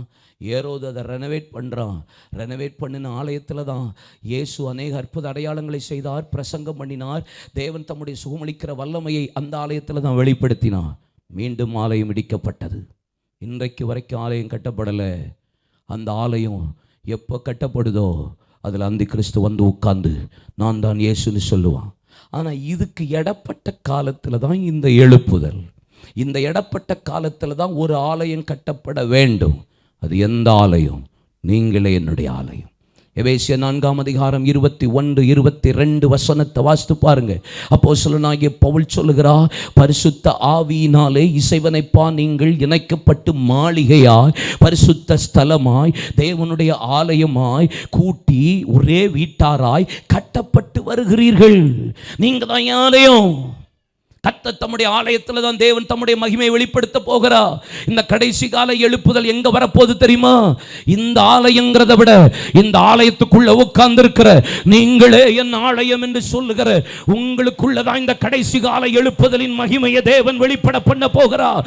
இந்த ஆலயத்தை கட்டுறதுக்கு தான் ஆண்டவர் சபையை வைத்து உங்களை பரிசுத்த ஆவியினாலே, இசைவினைப்பாய், வசனத்தினாலே, அபிஷேகத்தினாலே, ஆவியானவராலே, வல்லமையினாலே, வரங்களினாலே, அந்நிய பாஷைகளினாலே, போதனையினாலே, உபதேசத்தினாலே, பிரதிஷ்டையினாலே கூட்டி மாளிகையாய், ஆலயமாய், பரிசுத்த ஸ்தலமாய், ஒரே வீட்டாராய் கற்றார். அல்லேலூயா. கர்த்தர் உங்களை என்னை கட்டிட்டே வரார். எத்தனை பேர் நம்புறீங்க? 1 கொரிந்தியர் 6ஆம் அதிகாரம் 19ஆம் வசனம் பாருங்க. உங்கள் சரீரமானது நீங்களால் தேவனால் பெற்ற உங்களில் தங்கி இருக்கிற பரிசுத்த ஆவியினுடைய ஆலயமாக இருக்கிறது, நீங்கள் உங்களுடையவர்கள் அல்லவென்று அறியீர்களா? நான் அவருடையவர் அல்ல, இந்த உலகத்தினுடையவன் அல்ல, அவருடையவன். நான் என்னுடையவன் அல்ல, இவங்களுக்கு சொந்தம் இல்லை, நான் அவருக்கு சொந்தம். என்ன அப்படியே கட்டிட்டு வரா. கொலோசியர் 2ஆம் அதிகாரம் 6ஆம் வசனத்தை வாசித்து பாருங்க. வேதம் சொல்லுகிறது, அவருக்குள் வேர் கொண்டவர்களாயும் அவர் மேல் கட்டப்பட்டவராயும் அவருக்குள் ஒவ்வொரு நாளும் கர்த்தர் என்ன கற்றா. 1 நாளாகமம் 22ஆம் அதிகாரம் 11ஆம் வசனத்தை வாசித்து பாருங்க. கர்த்தர் ஆலயத்தை கட்டும்படி அவர் அவனோடே கூட இருப்பாராக. கர்த்தர் என்ன கட்டுறதுக்கு சாலமோனை பார்த்து தாவீது சொல்றான், என் மகனே எழும்பி காரியத்தை நடப்பி, கர்த்தர் உன் கூட இருப்பா. சாலமோனை பார்த்து தான் சொன்னார், உன்னை கட்டுவேன், உன்னை வச்சு தான் கட்ட வைப்பேன். யாரை வைத்து இந்த ஆலயத்தை கட்டுகிறார்? சாலமோனை வைத்து. நான் பழைய ஏற்பாட்டு காரியத்தை புதிய ஏற்பாட்டோடு ஒப்பிட்டு சொல்ல இந்த இரவு பரிசுத்த ஆவியானவர் நம்மோடு பேசுவாராக. எப்படிப்பட்ட புருஷனா இருந்தான்? ஒரு 3 காரியத்தை முதல்ல நான் உங்களுக்கு சொல்ல போகிறேன். யாரை கொண்டு கர்த்தர் ஆலயத்தை கட்ட முடியும்? இந்த சரீரமாகிய இந்த கடைசி கால எழுப்புதலுக்கு தேவன் ஆயத்தம் பண்ணி கொண்டிருக்கிற இந்த ஆலயத்தை யாரை கொண்டு தேவன் கட்டினார்? சாலமோன். அவன் எப்படிப்பட்டவனாக இருந்தான்? 3 காரியம் வேகமா உங்களுக்கு காண்பித்து கொடுக்கிறேன். என்னோடு திருப்பிக் கொள்ளுங்கள். 1 நாளாகமத்தின் புஸ்தகம் அதனுடைய 22ஆம் அதிகாரம் அதனுடைய 9ஆம் வசனத்தை வாசித்தா, இதோ உனக்கு பிறக்க போகிற குமாரன் அமைதி உள்ள புருஷனாய் இருப்பான். யாரை கொண்டு கர்த்தர் கட்டுவார்? சாலமோன். ஆனா அந்த சாலமோன் எப்படிப்பட்டவன்? அமைதி, அமைதி உள்ள புருஷன். Very quite person. ஸ்பிரிட்ல, ஆவியில, ஆத்மாவில், உலகத்துல அமைதி உள்ள புருஷன். எப்ப நமக்கு அமைதி வரும்? நீங்க அமைதி உள்ள புருஷனா, அமைதி உள்ள ஒரு பெண்ணா இருந்தா தான் கர்த்தர் இந்த ஆலயத்தை கட்டுவார். இந்த ஆலயத்துல தேவனுடைய மகிமை வெளிப்படும். எப்ப அமைதி இருக்காது தெரியுமா? எங்க பாவம் இருக்கோ அங்க அமைதி இருக்காது. எங்க அசுத்தம் இருக்கோ அங்க அமைதி இருக்காது. எங்க பொறாமை இருக்கோ அங்க அமைதி இருக்காது. எங்க பகை இருக்கோ, எங்க சண்டை இருக்கோ, எங்க விரோதம் இருக்கோ, எங்க முறுமுறுப்பு இருக்கோ, எங்க கசப்பு இருக்கோ, எங்க ஹர்ட் பண்றீங்களோ அங்க அமைதி இருக்காது. இச்சையானது கர்ப்பம் தரித்து பாவத்தை பிறப்பிக்கிறது. பாவம் பூர்ணமாகும் போது மரணத்தை பிறப்பிக்கிறது. ஒரு சின்ன சின்ன விஷயம் உங்களுக்கு தெரியுமா? நீங்கள் ஒரு சின்ன பாவத்தை செஞ்சுட்டு நீங்கள் தேவ சமூகத்துக்கு வாங்க, உங்களுக்கு டிஸ்டர்பன்ஸாக இருந்துகிட்டே இருக்கும். இருக்குமா இல்லாதா? சொல்லுங்கள். நீ யோசிச்சு பாருங்களேன்.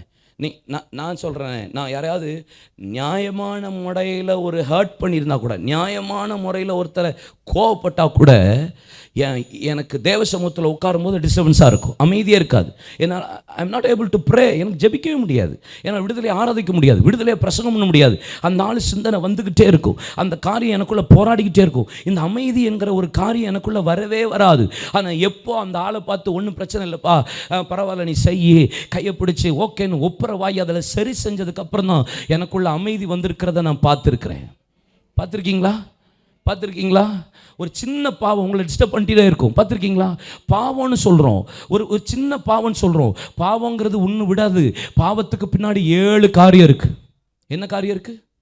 ஒரு பாவம்னு சொல்கிறோம், ஒரு சின்ன பாவத்தை நீங்கள் ஒன்றும் இல்லை, இரவு முழுசு நீங்கள் செல்ஃபோனை பார்த்துட்டு அதிகாலை எழும்பி பைபிள் வாசிக்க பாருங்கள், உங்களுக்கு டிஸ்டர்பன்ஸாக இருக்கும், அமைதியாக இருக்காது, போராட்டமாக இருக்கும், அலக்கழிச்சிட்டே இருக்கும், போராடிக்கிட்டே இருக்கும். பார்த்துருக்கீங்களா? இருந்திருக்கா? ஆமென். ஒரு பாவம் இல்லை, பாவத்துக்கு பின்னாடி 7 காரியம் இருக்கு. பாவம் என்று சொன்னால் பாவத்துக்கு பின்னாக வஞ்சனை இருக்கிறது, பாவத்துக்கு பின்னாடி இருள் இருக்கிறது, பாவத்துக்கு பின்னாடி பயம் இருக்கிறது, பாவத்துக்கு பின்னாடி சாபம் இருக்கிறது, பாவத்துக்கு பின்னாடி மரணம் இருக்கிறது, பாவத்துக்கு பின்னாடி நியாய தீர்ப்பு இருக்கிறது. ஒரு பாவம் தான். ஏன் எனக்குள்ள அமைதி போகுது தெரியுமா? சாலமோன், நீ அமைதி உள்ள புருஷன். நீ கட்டணும்னா உனக்கு அமைதி வேணும். குடும்பத்தில் இருக்கா சமாதானம்? வீட்டுக்குள்ளே இருக்கா சமாதானம்? உங்கள் ஊழியத்தில் இருக்கா சமாதானம்? நீங்கள் ஜெபிக்கும் போது உங்களுக்குள்ள ஒரு பீஸ்ஃபுல்னஸ் இருக்குதா? இன்னைக்கு இல்லைன்னா என்னைக்கு தேவ சமூகத்தில் ஒப்பு கொடுத்து அறிக்கை பண்ணி நீங்கள் விட்டு விடுகிற காரியங்களை விட்டு விடுகிறீர்களோ அப்பொழுதுதான் தேவன் ஒரு பெரிய அமைதியை தருவார். மன்னிப்புன்னு ஒரு காரியம் வரும்போது, என்னைக்கு மன்னிக்கப்படுகிறீர்களோ, என்னைக்கு மன்னிப்பு கேட்கிறீர்களோ, என்னைக்கு அறிக்கை செய்து விட்டு விடுகிறீர்களோ அப்பொழுதுதான் தேவனுடைய இரக்கமும் சமாதானத்தையும் அமைதியையும் தேவன் தருவார். ஏ சாலமோ, நீ அமைதி உள்ள புருஷன். அப்படின்னா யுத்தம் இருக்காது, சண்டை இருக்காது. ஏன் தாவீதை வச்சு கட்ட வரல தெரியுமா? ஏன்னா எந்த காலமும் யுத்தம். நீ சண்டை பண்ணி வாழ்க்கை முடிஞ்சிருச்சு. பல பேருக்கு அப்படிதான் வாழ்க்கை போயிட்டு இருக்கு. ஏன் அமைதி இல்லை? ஏன் உங்களால கட்ட முடியல? ஏன் உங்களை கட்டி கட்டி எழுப்ப முடியல? No peace. எனக்கு அமைதி வேணும். ஒப்புரவாகிறதுல ஒப்புரவாயிரணும், மன்னிக்கிறதுல மன்னிச்சிடணும், விட்டு கொடுக்கறதுல விட்டு கொடுக்கணும், மறந்துடுறதுல மறந்துடணும், அன்பு கூறுறதுல அன்பு கூர்ந்துடணும். ஆமென் சொல்லுங்க. மாமியாரை அம்மாவை போல நேசிக்கவே முடியலையே. தோத்திரம். என்ன ஆவியில் நிரம்பினாலும் அந்நிய பேசினாலும் மாமியார் மாமியார் தான், மருமகள். தோத்திரம். சில கிழவியெல்லாம் பிள்ளைகளை வாழவே விட மாட்டுது. பொல்லாத பொம்பளைலாம் இருக்காளுங்க. தோத்திரம் தோத்திரம். அல்லேலூயா. பிள்ளைகளை வாழ விடாத பொம்பளைகளே, மாமியாரே அம்மாவே மகனையோ மகளையோ வாழ விடலை.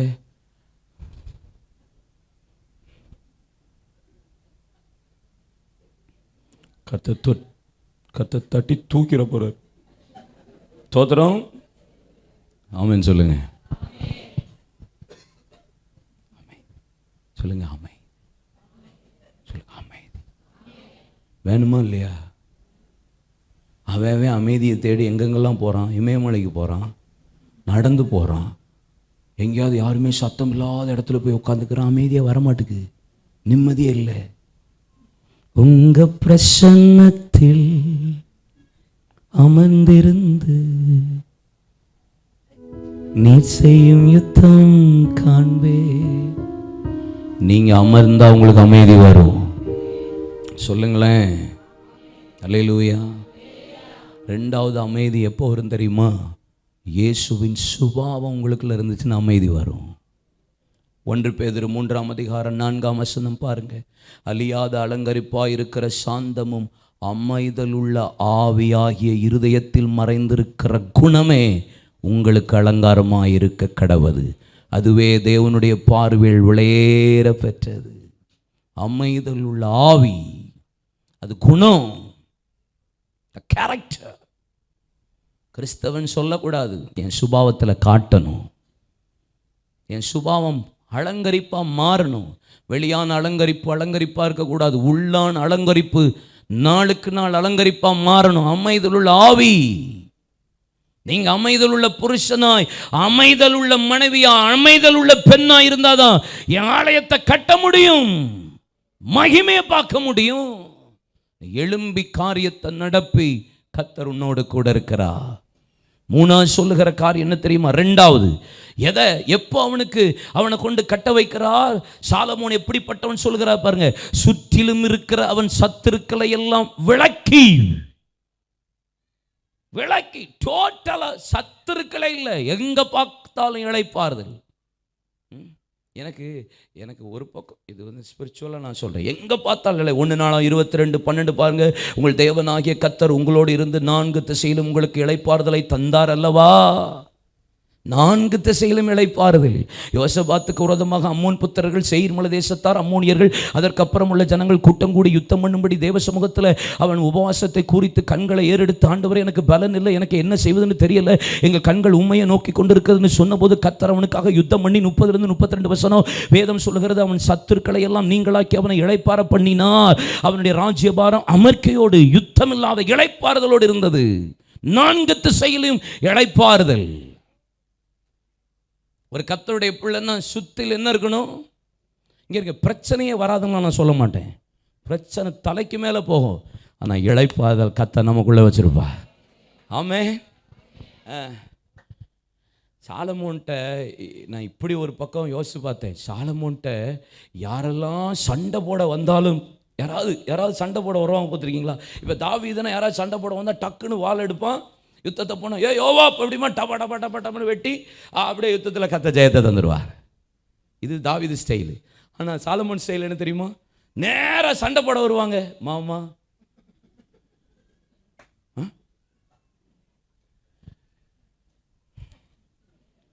என்னல இங்க இருங்க, ஒரு புறஜாதி ஒரு ராஜா சண்டை போட சாலமோனு, மாமா உங்கள் பொண்ணை தாங்க மாமா அப்படின்ட்டான். அதோட முடிஞ்சு. எங்கே பார்த்தாலும் இளைப்பாறுதல் தான். தாங்க மாமா உங்கள் பொண்ணை தாங்க மாமா. எதுக்கு மாமா? சண்டை மாமா. எவ்வளோ நல்ல ஆள். இப்படி ஒரு ராஜாவை உலகத்திலே பார்க்க முடியுமா? தோத்துற 700 + 300 + 1 101 1001ன்ற மாதிரி இந்த பய பாருங்க. 700 + 300 வாள் எடுத்துட்டாலே மாமா. ஏன் மாமா? Don't worry, be happy. Chicken காட்டி விடுச்சு தாங்க. எத்தனை பிள்ளை வச்சுருக்கீங்க? கொடுங்க. கொடுங்க கொடுங்க கொடுங்க. எங்கே அப்படி இது நான் இப்படி சொல்கிறேன், ஆனால் நான் எப்படி யோசிக்கிறேன்னா, அவன் சண்டையை விரும்பாதவன், எப்பக்கத்தில் இளைப்பாருது, 4 திசையில். யாரை வச்சு கர்த்தர் கட்ட வைப்பார்? அமைதல் உள்ள புருஷனாக இருக்கணும், இளைப்பாறுதல் உள்ள புருஷனாக இருக்கணும். 3வது என்ன சொல்லுது தெரியுமா? அதே வேத பகுதியில், அவன் நாட்களில் இஸ்ரவேல் மேல் சமாதானத்தையும் அமர்க்கையுமாக அருளுவார். சுற்றிலும் சமாதானம், அமர்க்கை. ஏசாயா 30:15 வாசித்து பாருங்கள். நீங்கள் மனம் திரும்பி அமர்ந்திருந்தால் ரட்சிக்கப்படுவீர்கள், அமர்க்கையும் நம்பிக்கையுமே உங்கள் பலனாய் இருக்கும் என்று இஸ்ரவேலின் பரிசுத்தராகிய கர்த்தராகிய தேவன் சொல்லுகிறார். அமர்க்கை, சுற்றிலும் அமர்க்கை, ஒரு பெரிய இளைப்பாறுதல், ஒரு சமாதானம், எப்பக்கத்திலும் யுத்தம் இல்லாத ஒரு வாழ்க்கை, அமைதியுள்ள புருஷன். உங்கள் வாழ்க்கை எப்படி இருக்குது? உங்கள் குடும்பம் எப்படி இருக்குது? எப்போ பார்த்தாலும் யுத்தத்தோட வாழ்ந்துட்டு இருக்கீங்களா? இந்த சரீரம் யுத்த சரீரம் தான், இந்த சரீரம் போர்க்களமான சரீரம் தான். ஆனால் எப்போ ஆவியானவருக்கு இடம் கொடுத்து நீங்கள் நிரப்பப்படுகிறீர்களோ, ஆவியில் நிரம்புகிறீர்களோ, உங்கள் சரீரமாகி இந்த ஆலயத்தை ஆண்டவருக்கு ஒப்பு கொடுக்கிறீர்களோ, எப்பொழுது அமைதியை விரும்புகிறீர்களோ, தேவ சமூகத்தில் சமாதானத்தை, இளைப்பாறுதலையும் அமர்க்கையும் எப்போ ஆசைப்படுகிறீர்களோ, அவர்களை கொண்டுதான் இந்த கடைசி காலத்தில் நீ எழும்பி காரியத்தை நடப்பி கர்த்தர் உன்னோடு கூட இருப்பார். சும்மாலாம் கட்ட வச்சிட மாட்டார். ஏன் தாவீதை வச்சு கட்ட வச்சிருக்கலாமே? இருதயத்துக்கு ஏற்றவன், எனக்கு சித்தமானவைகளை செய்கிறான், கர்த்தரால் நற்சாட்சி பெற்றவன். தாவீது பச்சை பாலை தவிர வேற ஒரு காரியத்திலும் பாவம் செய்யலன்னு சொல்லி ஆண்டவரை தாவீதை குறித்து சாட்சி கொடுத்திருக்கிறாரு. அப்போஸ்தலர் 13:22 மீண்டும் தேவன் சாட்சி கொடுக்கிற தாவீதை பத்தி அவனே வச்சு ஆலயத்தை கட்ட வைக்கலாமே? ஏன் கட்டல? நோ பீஸ், அமைதி இல்லை. 16ஆம் அதிகாரத்தில் அபிஷேகத்தை பெற்றவன், 13ஆம் அதிகாரத்தில் தீர்க்க தரிசனத்தை பெற்றவன், 17ஆம் அதிகாரத்திலிருந்து யுத்தம் பண்ணினாலும் வனாந்தரத்தில் ஓடிக்கொண்டே இருந்தான். கடைசி வரைக்கும் அவனுக்கு யுத்தம் இருந்து கொண்டே இருந்தது, பட்டயம் இருந்து கொண்டே இருந்தது, அமர்க்கையே கிடையாது, சமாதானமே இல்லை. ஆனால் கர்த்தருக்காக ஓடிக்கிட்டே இருந்தான். இந்த காலகட்டத்தில் கடைசி வாழ்க்கை காலம், இந்த எழுப்புதல் நாட்களில் உங்கள் வீட்டோட சமாதானம் இல்லாமல், இளைப்பாறுதல் இல்லாமல், அமர்க்கை இல்லாமல், அமைதல் இல்லாமல், அமைதி இல்லாமல் இருக்கீங்களா? இந்த 3வது நாள் கூட்டத்தில் கர்த்தரிடத்தில் ஜெபிக்க போகிறோம்.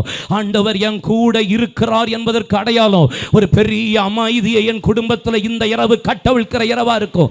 சமாதானத்தை, அமர்க்கைய, இளைப்பாறுதல, அமைதிய தேவன் எனக்கு தருகிற இரவு. என் குடும்பங்களில் யார் யார் இந்த இரவு குடும்பத்தில் போராட்டத்தோடு, யுத்தத்தோடு, போரோடு இருக்கிறீர்களோ, இந்த இரவு சகல போர்களும் யுத்தங்களும் முடிவுக்கு வருகிறது. அமைதி, சமாதானம் 4 திசைகளிலும். வேலையா, வியாபாரமா, படிப்பா, குடும்ப வாழ்க்கையா, ஒரே அலைச்சலா, ஒரே அமர்க்கை இல்லாத சூழ்நிலையா, ஒரே இளைப்பாறுதல் இல்லாத வாழ்க்கையா, எப்பக்கத்திலும் போராட்டமா, எப்பக்கத்திலும் நெருக்கமா, வலது பக்கம் பார்க்கிறேன், இடது பக்கம் பார்க்கிறேன், முன்னாடி பார்க்கிறேன், பின்னாடி பார்க்கிறேன், அவரை காணோம், ஒளிச்சுக்கிறாரே. எப்போ எனக்கு இளைப்பாறுதல்? என் நரம்புகளுக்குள் இளைப்பாறுதல் இல்லை, என் எலும்புகளுக்குள் இளைப்பாறுதல் இல்லை, எப்பக்கத்திலும் அந்தகாரம். யோபுவே, உன் இளைப்பாறுதல் நாட்கள் இந்த இரவு வருகிறது, இந்த 3வது நாள். அல்லேலூயா. அமைதி, இளைப்பாறுதல், அமர்க்கை 3 இருந்தது. அதனாலதான் கர்த்தர் அவனை கட்ட வைத்தார். எழும்பி காரியத்தை நடப்பி, கர்த்தர் உன் கூட இருப்பான்றார். ப்ராஃபஸி சொல்றார், தீர்க்க தரிசனம் உன் கூட இருப்பார். அப்போ என் கூட அவர் இருக்கணுமா? அல்லவா? இருக்கணும், என் கூட இருக்கணும். ஓசியா 8ஆம் அதிகாரம் 14ஆம் வசனம் பாருங்க. ஓசியா 8:14, இஸ்ரவேலே, உன்னை உண்டாக்கினவரை மறந்து உன் கூட இருக்கணும். ஆனால் நீ என்ன செஞ்சிடற? மறந்துடுற. மறந்து கோவில்களை கட்டுகிறா, யூதா அரணான பட்டணங்களை பெருக பண்ணுகிறான். ஆனால் நான் அது நகரங்களின் அக்கினியை வரப்பண்ணுவேன், அது அவைகள் கோவில்களை பட்சிக்கும். 13:6 பாருங்க. ஓசியா, தங்களுக்கு இருந்த மேய்ச்சலினால் திருப்தியானார்கள், திருப்தியான பின் அவர்கள் இருதயம் மேட்டின்மையாச்சு, அதனால என்னை மறந்தார்கள். கர்த்தர் என் கூட இருக்கிறான்னு சொல்றோம், சர்ச்சுக்கு வர்றோம், பைபிளை தூக்குறோம், ஆனால் மேய்ச்சலினால திருப்தியாகி இன்னைக்கு அநேக பேர் செய்கிற காரியம் என்ன தெரியுமா? உண்டாக்கினவரை மறந்து ஆலயத்தை அல்ல, மாளிகையை அல்ல, அரண்மனையை அல்ல, தேவனுடைய வாசஸ்தலத்தை அல்ல, கடைசி கால எழுப்புதலுக்கு தேவன் உண்டாக்கின இந்த பரிசுத்த ஸ்தலத்தை அல்ல, கோவிலை கட்டி கொண்டிருக்கிறார்கள். என் கூட இருக்கிறாருன்னு சொல்றாங்க. ஆனா மோஸ்ட் ஆஃப் பீப்புள் எதை கட்டுறாங்க? ஆலயத்தை அல்ல, மாளிகை அல்ல, பரிசுத்த ஸ்தலத்தை அல்ல. எதை கட்டுறாங்களா? கோவில். சொல்லுங்க, கோவில். கோவில். திருப்தி அடைஞ்சாச்சு, சம்பாத்தியத்தில் திருப்தி அடைஞ்சதுக்கு அப்புறம் ஆலயத்தை மறந்துடுறது. ஆசீர்வாதம் இல்லாததுக்கு அப்போ ஆலயம் ஞாபகமாக இருக்கும். ஆலயம் ஆசீர்வாதம் வந்ததுக்கு அப்புறம் ஆலயம் மறந்துடும், கோவிலை கட்ட ஆரம்பிச்சிருவான். பிள்ளை இல்லை இல்லைன்னு ஆலயத்துக்கு வருவான், மாளிகையை தேடி தேடி வருவான், அரண்மனையை தேடி தேடி வருவான், தேவனுடைய வாசஸ்தலத்தை தேடி தேடி வருவீங்க. ஆனால் திருப்தி அடைந்ததற்கு பின்பாக அவர்கள் என்னை மறந்து அவர்கள் கோயிலை கட்டுகிறார்கள். இன்னைக்கு பல பேர் ஆலயத்தை கட்டலை, பரிசுத்த ஸ்தலத்தை கட்டலை, ஆண்டவருடைய மாளிகையை கட்டலை, தேவனுடைய வாசஸ்தலத்தை கட்டலை. எதை கட்டிகிட்டு இருக்கோம்? கோயில். கோயில் கோயில் கோயிலுக்கும் ஆலயத்துக்கும் வித்தியாசம் உண்டு. தேவனுடைய வாசம் பண்ணுகிற இடத்திற்கும் ஆலயத்துக்கும் கோயிலுக்கும் வித்தியாசம் உண்டு. விக்கிரகங்களுக்கும் ஆலயத்துக்கும் வித்தியாசம் உண்டு. அந்நிய நுகத்தில் அவிசுவாசியோடு பிணைக்கப்படாதிருப்பாயாக என்று சொல்லி இருக்கிறாரே. 1 கொரிந்தியர் 5ஆம் அதிகாரம் 9ஆம் வசனத்திலிருந்து 2 கொரிந்தியர் 6ஆம் அதிகாரம் 14-17 வசனத்திலிருந்து நீங்க எதை கட்டுகிறீர்கள் இந்த எழுப்புதலின் நாட்களில்? எதை கட்டுகிறீர்கள் இந்த பண்டிகையின் நாட்களில்? திருப்தி அடைந்ததற்கு பின்பாக நீங்கள் கட்டுகிறது கோயிலாதான் இருக்கும். கர்த்தர் என் கூட இருந்தா நான் ஆலயத்தை கட்டுவேன். ஆமென் சொல்லுங்க. அப்போ ஆண்டவர் சாலமோனோட எப்படி இருந்தார்? ஒரு 5 வார்த்தை தான், பாயிண்ட் மாத்திரம் சொல்லுவேன். கரெக்டாக 9 o'clock முடிச்சிருவேன். 5 பாயிண்ட் தான் சொல்லுவேன். சாலமோனோடு தேவன் எப்படி கூட இருந்தார்? எப்படி இருந்தால் நீங்கள் ஆலயத்தை கட்டலாம், மாளிகையை கட்டலாம், தேவனுடைய வாசஸ்தலத்தை கட்டலாம், அரண்மனையை கட்டலாம். எப்படி தேவன் அவரோடு கூட இருந்தார்? 1 நாளாகமத்தின் புத்தகம் அதனுடைய 22ஆம் அதிகாரம் அதனுடைய 10ஆம் வசனம். அவன் என் நாமத்திற்கு ஆலயத்தை கட்டுவான், அவன் எனக்கு குமாரனாயிருப்பான், நான் அவனுக்கு பிதாவாய் இருப்பேன். இஸ்ரவேலை ஆளும் அவனுடைய ராஜாங்கத்தின் சிங்காசனத்தை என்னென்றைக்கும் நிலைப்படுத்துவேன் என்றார். என் நாமத்திற்காக அவன் ஆலயத்தை கட்டுவான், அவன் எனக்கு குமாரனாயிருப்பான், நான் அவனுக்கு, சொல்லுங்க, பிதாவாயிருப்பேன். என் கூட எப்படி இருப்பார்? பிதாவா இருப்பார். சாலமோனோட எப்படி இருந்தார்? பிதாவா இருந்தார். எப்படி பிரதர் சொல்றீங்க? அதே 2 சாமுவேல் 12ஆம் அதிகாரம் 24ஆம் வசனத்தை வாசித்து பாருங்க. தாவீது தன் மனைவியாகிய பட்சபாலை அறிந்தான், அவனுக்கு ஒரு குமாரனை பெற்றார், அவனுக்கு சாலமோன் என்று பெயரிட்டான். அவனிடத்தில் கர்த்தர் அன்பாயிருந்தார். 25ஆம் வசனம் சொல்லுகிறது, அவர் தீர்க்கதரிசியாக நாத்தானை அனுப்பின போது அவன் கர்த்தரின் நிமித்தம் ஒரு பிள்ளையை பெற்றேன், அவனுக்கு எதிதியா என்று பெயரிட்டான். எதிதியா என்று சொன்னார் யெகோவாவின் தேவனுக்கு பிரியமானவன் என்று அர்த்தம், பிதாவுக்கு பிரியமான அர்த்தம், கர்த்தருக்கு பிரியமானவன் என்று அர்த்தம். சாலமோனே, நீ எழும்பி காரியத்தை நடப்பி, கர்த்தர் உன் கூட பிதாவா இருப்பா. என்ன பிதா உன் மீது அன்பா இருக்கிறா. எவனிடத்துல தேவன் அன்பு கூறுகிறாரோ, எவனிடத்துல தேவன் நேசிக்கிறாரோ, எபிரேயர் 12ஆம் அதிகாரம் 5ஆம் வசனத்திலிருந்து வேதம் சொல்லுகிறது, அன்றியும் என் மகனே கர்த்தருடைய சிட்சை அற்பமா எண்ணாதே, அவரால் கடிந்து கொள்ளப்படுவது சோர்ந்து போகாதே. எந்த மகனை நேசிக்கிறாரோ தாம் சேர்த்துக் கொள்ளுகிற எந்த மகனையும் தண்டிக்கிறார் என்று பிள்ளைகளுக்கு சொல்லுகிற புத்திமதியை மறந்தீர்கள். நீங்கள் சிட்சைகளை சகிப்பீர்கள், ஆனால் தேவன் உங்களை புத்திரராய் எண்ணி நடத்துகிறார். எல்லாருக்கும் கிடைக்கிற சிட்சை உங்களுக்கு கிடையாது இருக்குமானால் நீங்கள் பிள்ளைகளாயிராமல் வேசியின் பிள்ளைகளாய் இருப்பீர்கள். உங்கள் பிதாக்கள் உங்களுக்கு நலம் என்று தோன்றின கொஞ்ச காலம் சிட்சித்தார், ஆனால் இவரோ நீங்கள் பரிசுத்தத்துக்கு பங்குள்ளவர்களாகும்படி முடிவு பரியந்தம் சிட்சிக்கிறார். தேவன் யாரிடத்தில் அன்பு கூறுகிறாரோ அவரை சிட்சிப்பார். அப்ப நான் தேவனாகிய பிதா அன்பு கூறார் என்றா, எவனை சிட்சிக்கிறாரோ அவன் கூட தான் இருப்பார். சிட்சையை ஏற்றுக்கொள்ளுகிறவன், நீதிமொழிகள் 1:23, நீதிமொழிகள் 6:23, சிட்சையை கடிந்து கொள்ளுதலை ஏற்றுக்கொள்ளுகிறவன் ஓ கர்த்தருடைய ஆவியும் வார்த்தையும் வைப்பேன். போதக சிட்சையே ஜீவவழி. நீதிமான் தயவாய் கடிந்து கொள்ளட்டும், என் தலைக்கு கொட்டட்டும், என் தலைக்கு எண்ணெயை போல இருக்கும். பிதாவா கூட இருப்பார்னு என்ன அர்த்தம் தெரியுமா? என்னை சிட்சிப்பார், என்னை கடிந்து கொள்ளுவா, அப்படிப்பட்டவன் தான் கட்ட முடியும்.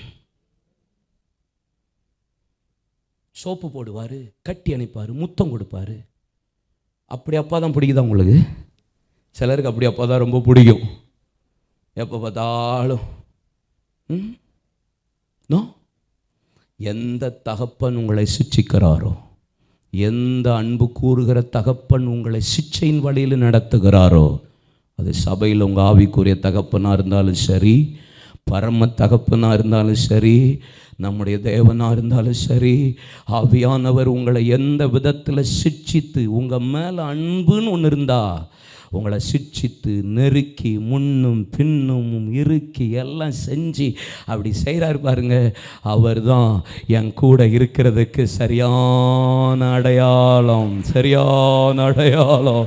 என் கூட இருந்தார், நான் கட்டுவேன். என்னை நெருக்கிறாரு, சில இடத்துல கேட்டு போடுறார், சில இடத்துல ஒடுக்கிறார், சில இடத்துல உடைக்கிறார், சில இடத்துல சிட்சிக்கிறார், சில நேரம் கொட்டுகிறார். என் தலையை கொடுக்கிறேன், என்னைய போல இருக்கிறது.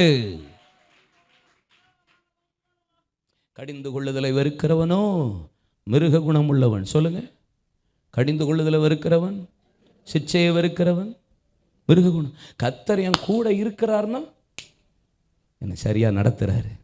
சில அடி விழுந்தாலும் தோத்துறோம், கர்த்தர் என் கூட இருக்கிறார்.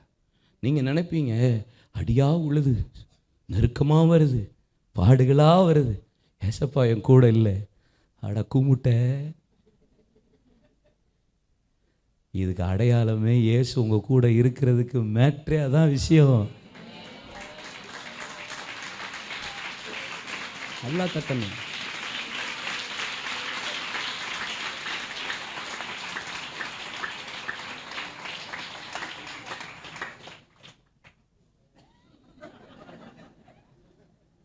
என்னை புடமிட்டா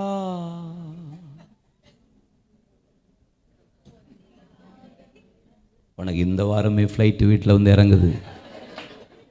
இந்த வாரமே உனக்கு ஒரு ஆடிக்கார கர்த்தர் தரார்.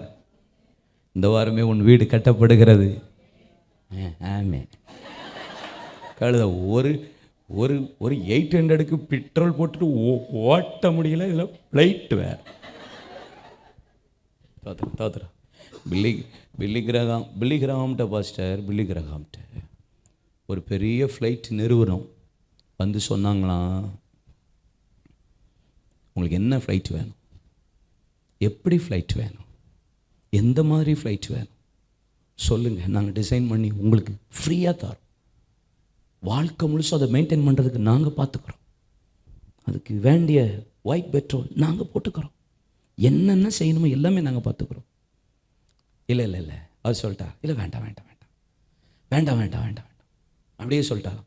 இல்லையா, நீங்கள் சரி மற்றதாக நீங்கள் பார்த்துக்கோங்க, நாங்கள் ஃப்ளைட்டை செஞ்சு கொடுத்துறோம். இல்லை வேண்டாம் இப்படியே சொல்லிகிட்டே இருந்தாராம்.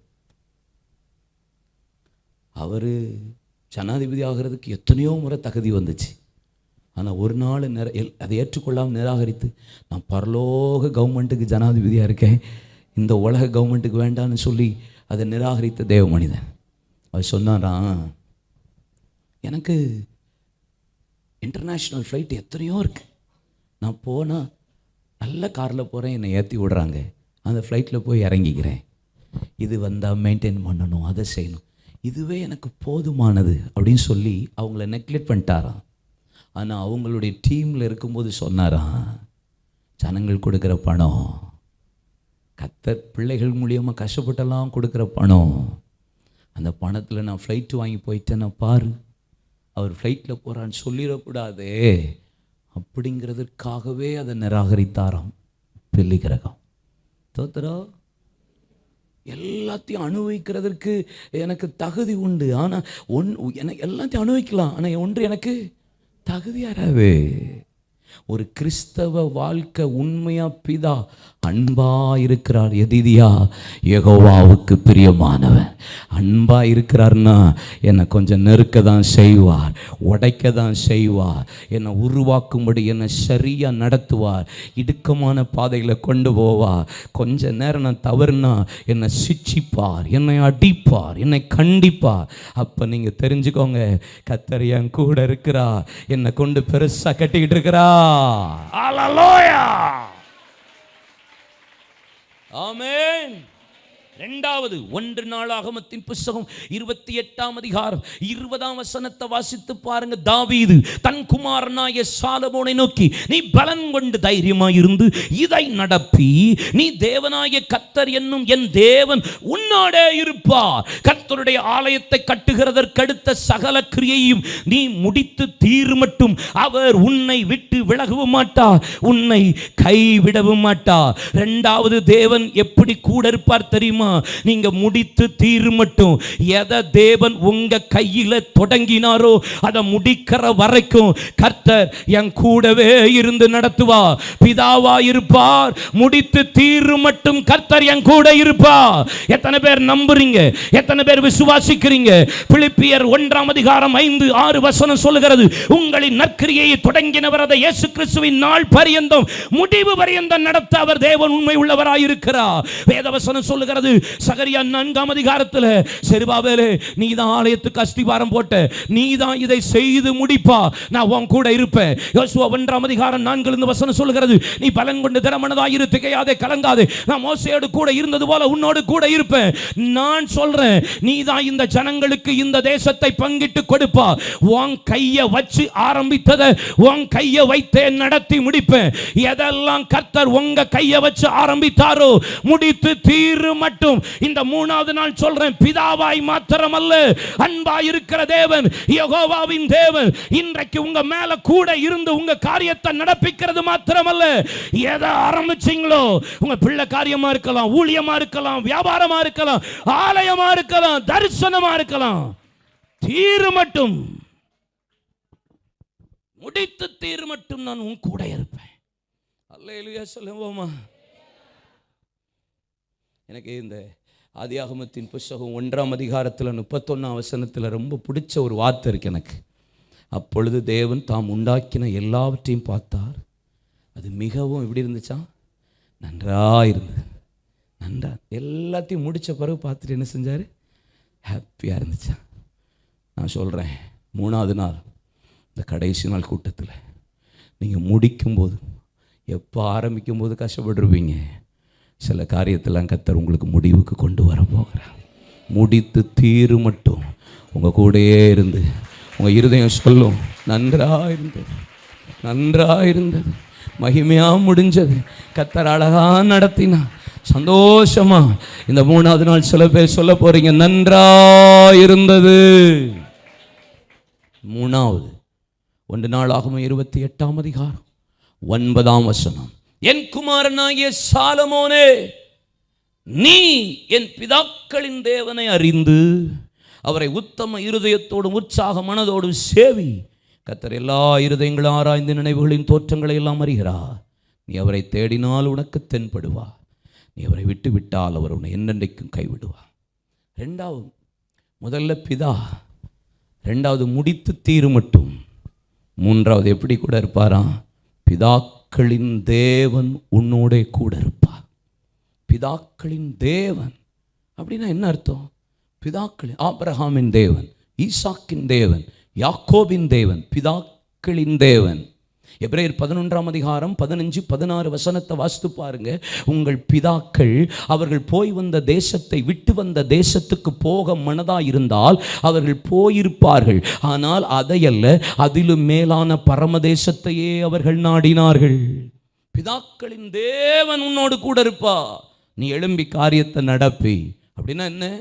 அவங்க போய் வந்த விட்டு வந்த தேசம், ஆபிரகாம் விட்ட தேசம், ஈசாக்கு விட்ட தேசம், யாக்கோபு விட்ட தேசம், இதெல்லாம் விட்டு வந்த தேசத்துக்கு போக மனதாக இருந்தால் அவர்கள் போயிருப்பார்கள். ஆனால் அதுக்கு போக அவங்க விருப்பப்படலை. விட்டு வந்ததை திரும்ப போய் எடுக்கணும்னு ஆசைப்படலை. விட்டு வந்ததை திரும்பி போய் பற்றி கொள்ளணும்னு விரும்பலை. அதிலும் மேலான பரமதேசத்தையே நாடினார்கள். அவர்கள் தான் பிதாக்கள். அவர்கள்தான் பிதாக்கள். எபிரேயர் 11ஆம் அதிகாரம் விசுவாசத்தை குறித்து அநேக பட்டியல் சொல்லப்பட்டிருந்தாலும் விசுவாசத்தின் அதிகாரத்தில் 11ஆம் அதிகாரத்தின் கடைசி 4 வசனங்களில் வாசித்து பாருங்க. அவர்கள் விடுதலை பெற சம்மதி இல்லாமல், பிதாக்கள் எப்படி இருப்பட்டாங்களா? விடுதலை பெற சம்மதி இல்லாமல் கொலையுண்ணப்பட்டார்கள். தங்கள் பிள்ளைகளை சாக கொடுத்தார்கள். மலைகளிலும் குன்றுகளிலும் போய் இருந்தார்கள். அவர்கள் தங்களை இரத்தங்களாய் ஒப்பு கொடுத்தார்கள். இப்படிப்பட்டவர்கள் பிதாக்கள். சங்கீதம் 22:4 வசனத்தை வாசித்து பாருங்க. பிதாக்கள் அவர் மீது நம்பிக்கை வைத்தார்கள். அவர் நம்பின அவர்களை தேவன் விடுவித்தார். அப்படின்னா கண்ணுக்கு முன்னாடி ஒண்ணு இல்லாட்டாலும் கண்மூடித்தனமா நம்புகிறவர்கள் தான் பிதாக்கள். அப்ப ஆண்டவர் என்ன சொல்றார்? பிதாக்களின் தேவன் உன்னோடு கூட இருப்பா. அப்படின்னா அவங்க நம்பிக்கை முழுசு விட்டு வந்த உலகத்து மீது இல்லை, விட்டு வந்த பொருள் மீது இல்லை, உலகத்தினுடைய கையின் காரியங்கள் மீது இல்லை. அவங்க எதையுமே ஒரு பொருட்டா என்னலை. அவங்க முழு நம்பிக்கையும் உலகத்திலேயோ மனுஷனையோ உலகத்தில் உள்ளவைகள் மீது இல்லை. முழு நம்பிக்கை கர்த்தர் கர்த்தர் கர்த்தர் கர்த்தர் கர்த்தர் கர்த்தர். அவரையே நம்பினார்கள். முழு இருதயத்தோடு நம்பினார்கள். ஆபிரகாமே வாரியா? வர்றேன் வர்றேன். ஈசாக்கே போறியா? போறேன் போறேன். ஏ மோசே வாரியா? வரேன் வரேன். பிதாக்கள் கண்மூடித்தனமாக கண்ணை மூடிட்டு அவர் என்ன சொன்னாலும் அப்படியே நம்புவார்கள். நோவா நோவா இங்க வா, கொப்பேர் மரத்துல பேழையை செய், இன்னென்ன அளவுல செய், மழை வரப்போகிறது, தேசம் அழிய போகிறது, 120 வருஷம் சுவிசேஷம் சொல்லு, நான் வரப்போகிறேன், வெளிப்பட போகிறேன், நம்புறேன், செய்கிறேன், கண்கள்ல கிருபை. இதான் அப்படிதான். நீங்க நம்புறீங்களா? எப்படிப்பட்ட நம்பிக்கை இருக்கு இன்னைக்கு? எப்படிப்பட்ட கர்த்தரை நம்புறீங்க? விட்டு வந்த தேசத்துக்கு போக மனதா இருந்தால் போயிருப்பார். போகல.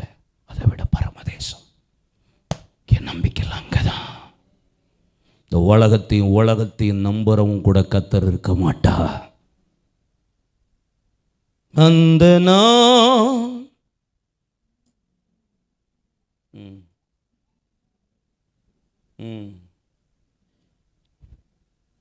நமக்கு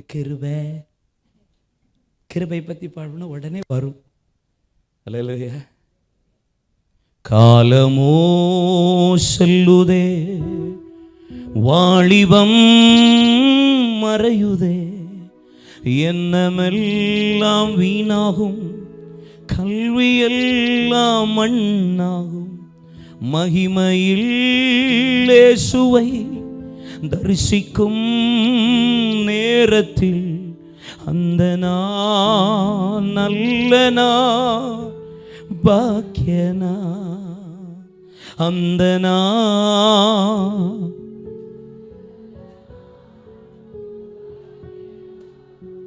எது நல்ல நாள் நமக்கு? அந்த நல்ல நாள்.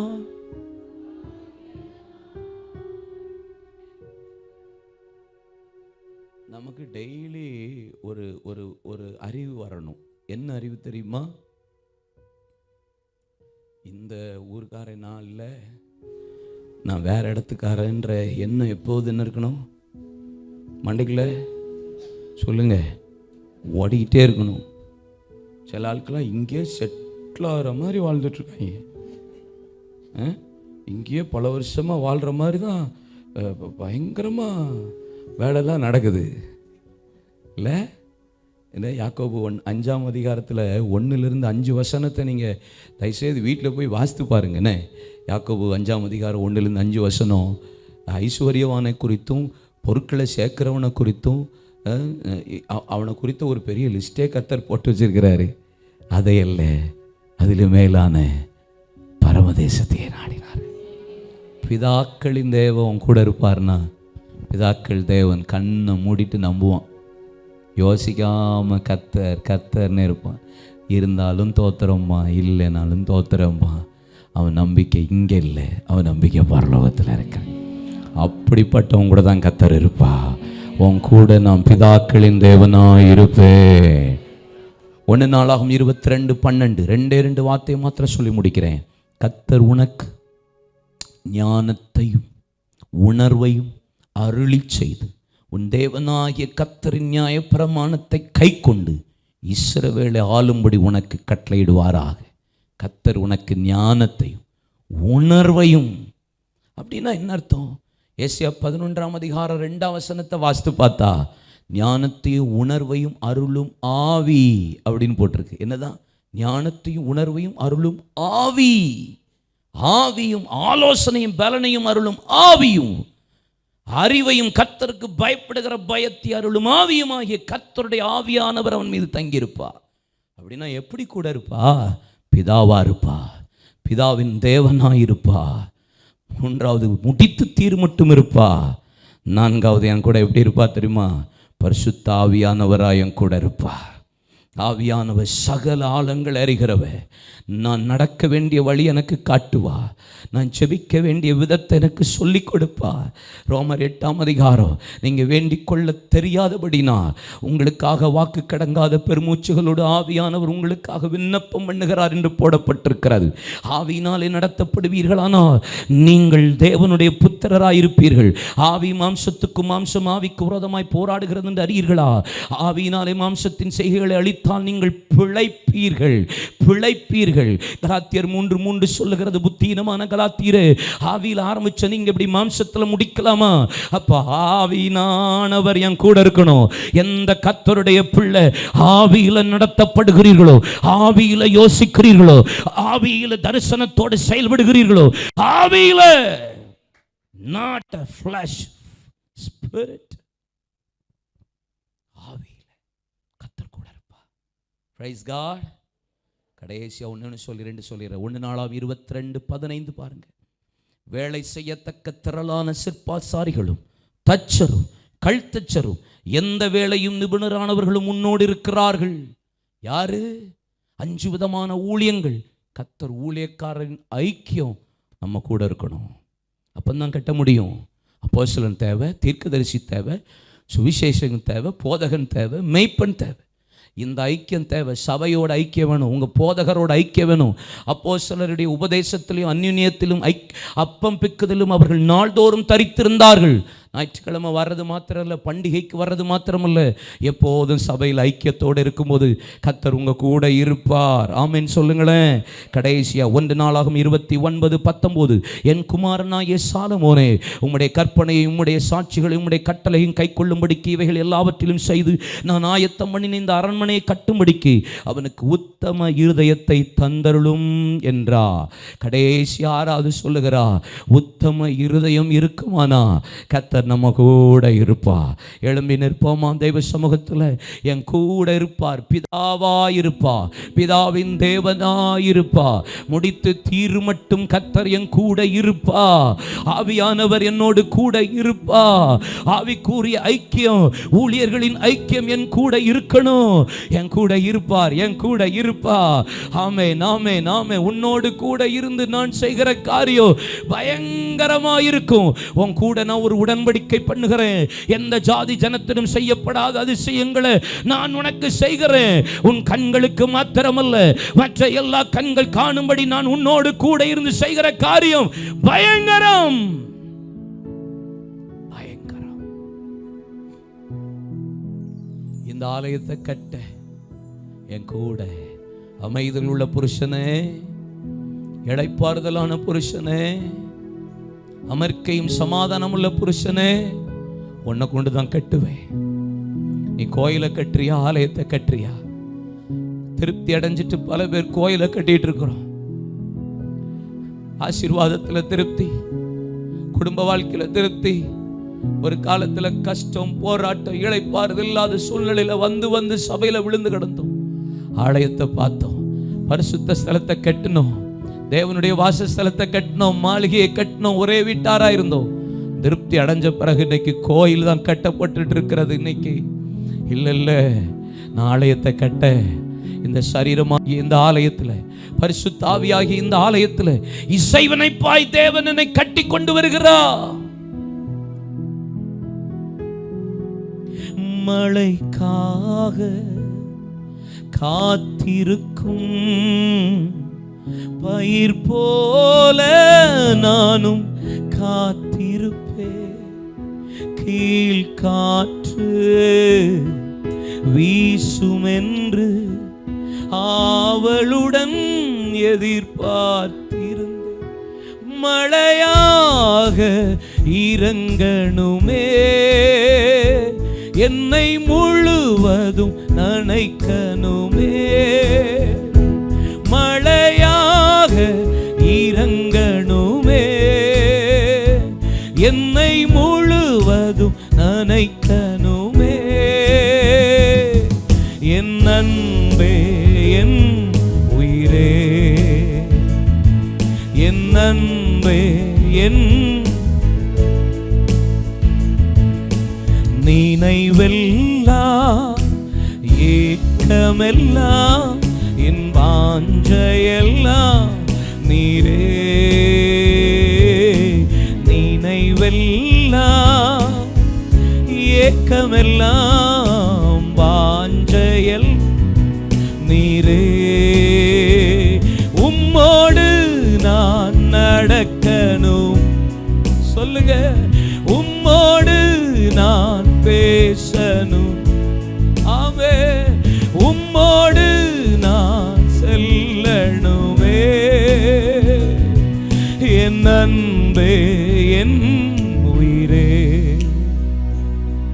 என் அன்பே என் தாயன்பே தகப்பனன்பே, தனிமையிலே எந்தன் துணை என்பே, சிநேகிதனே சிறந்தவரே, மார்போடு என்னை அணைத்தவரே, மணவாட்டி என்றவரே, மணவாளன் இயேசுவே, மணவாட்டி என்றவரே, மணவாளன் இயேசுவே. என் அன்பே என், சொல்லுங்களேன், என் அன்பே என் உயிரே. எந்தெந்த காரியத்திலெல்லாம் அமைதி இல்லையோ இன்னைக்கே ஒரு அறிக்கை பண்ணுங்க, இன்னைக்கே ஒப்பு கொடுங்க, இன்னைக்கே உங்களை விட்டு கொடுங்க.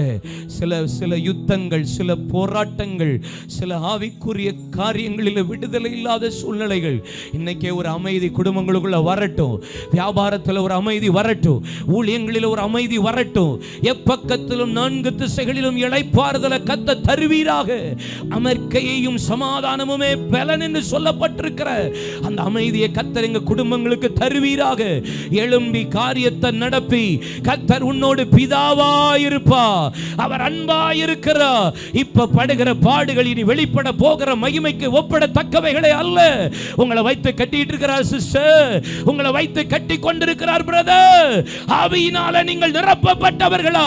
உங்களை நெருக்கும் போது, உங்களை நடத்தும் போது, உங்களை கரடுமுரடான பாதைகளில கொண்டு போகும்போது ஒன்னு தெரிஞ்சுக்கோங்க, உங்களை கர்த்தர் தம்முடைய கரத்தை பிடித்து நடத்தி உங்களோடு கூட இருந்து வழி நடத்துகிறார். கை தட்டி ஆண்டவரை மகிமைப்படுத்துவோமா? பிதாவின் தேவன், அவரையே நம்புவேன்பா, அவரையே நம்புவேன். என்ன வந்தாலும் நம்புவேன், என்ன சூழ்நிலை வந்தாலும் நம்புவேன், அக்கனி சூளையா இருந்தாலும் நம்புவேன், சிங்க கபியா இருந்தாலும் நம்புவேன். தண்ணீரை கடக்கும் போது, ஆறுகளை கடக்கும் போது, அக்கனியில இருக்கும் போது அது என் மீது பற்றாது, அது என் மீது புரளாது. நான் வேகாது இருப்பேன், நான் உன்னோடு கூட இருப்பேன். என்ன அவர் கூட இருப்பா. மரண இருளின் பள்ளத்தாக்கில் நடந்தால் பொல்லாப்புக்கு பயப்படு, தேவரீர் என்னோடு கூட இருந்து கோலும் தடியும் என்னை தேற்றும். எங்க கூட இருக்கீங்கப்பா. நீங்க கையை வச்சு ஆரம்பித்ததை உங்களை கொண்டே முடித்து தீரு மட்டும் உங்க கூட இருப்பா. எதெல்லாம் ஆரம்பிச்சு நடக்கலன்றீங்களா, பாதியிலே இருக்கின்றீங்களா, முடியலன்னு சொல்றீங்களா, முடித்து தீரு மட்டும் அவரே தொடங்கினா, அவரே இந்த வருஷத்தின் துவக்கம் முதல் முடிவு வரைக்கும் அந்த தேசத்தின் மீது கர்த்தருடைய கண்கள் பரிபூரணமா வைக்கப்பட்டது போல உங்க மேல அவருடைய கண் வைக்கப்பட்டிருக்கிறது. உங்களை வச்சே முடித்து தீர்த்து முடிப்பா. ஆவியானவரே, எங்க பிள்ளைகளோட கூட இருங்க, கூட இருங்க. ஊழியக்காரர்களுடைய ஐக்கியம் எங்களுக்கு வேணும்ப்பா. தான் தோண்டித்தனமா நான் உண்டு ஏன் உண்டு இல்லை, எனக்கு தகப்பன் வேணும், அப்போஸ்தலன் வேணும், மேய்ப்பன் வேணும், போதகன் வேணும், எனக்கு ஒரு தீர்க்கதரிசி வேணும். சபையோட நான் நிற்பேன், ஐக்கியப்படுவேன். அப்ப கர்த்தர் என் கூட இருப்பா, கூட இருப்பா, கூட இருப்பா. நீ அரண்மனையை கட்டு, அரண்மனையை கட்டு, உத்தம இருதயத்தோட கட்டு. அந்த உத்தமத்தை எங்களுக்கு தாங்க. எங்களை தாழ்த்தி ஒப்பு கொடுக்கிற, வலது கரத்தை உயர்த்தி, உம்மோடு நான் நடக்கணுமே, உம்மோடு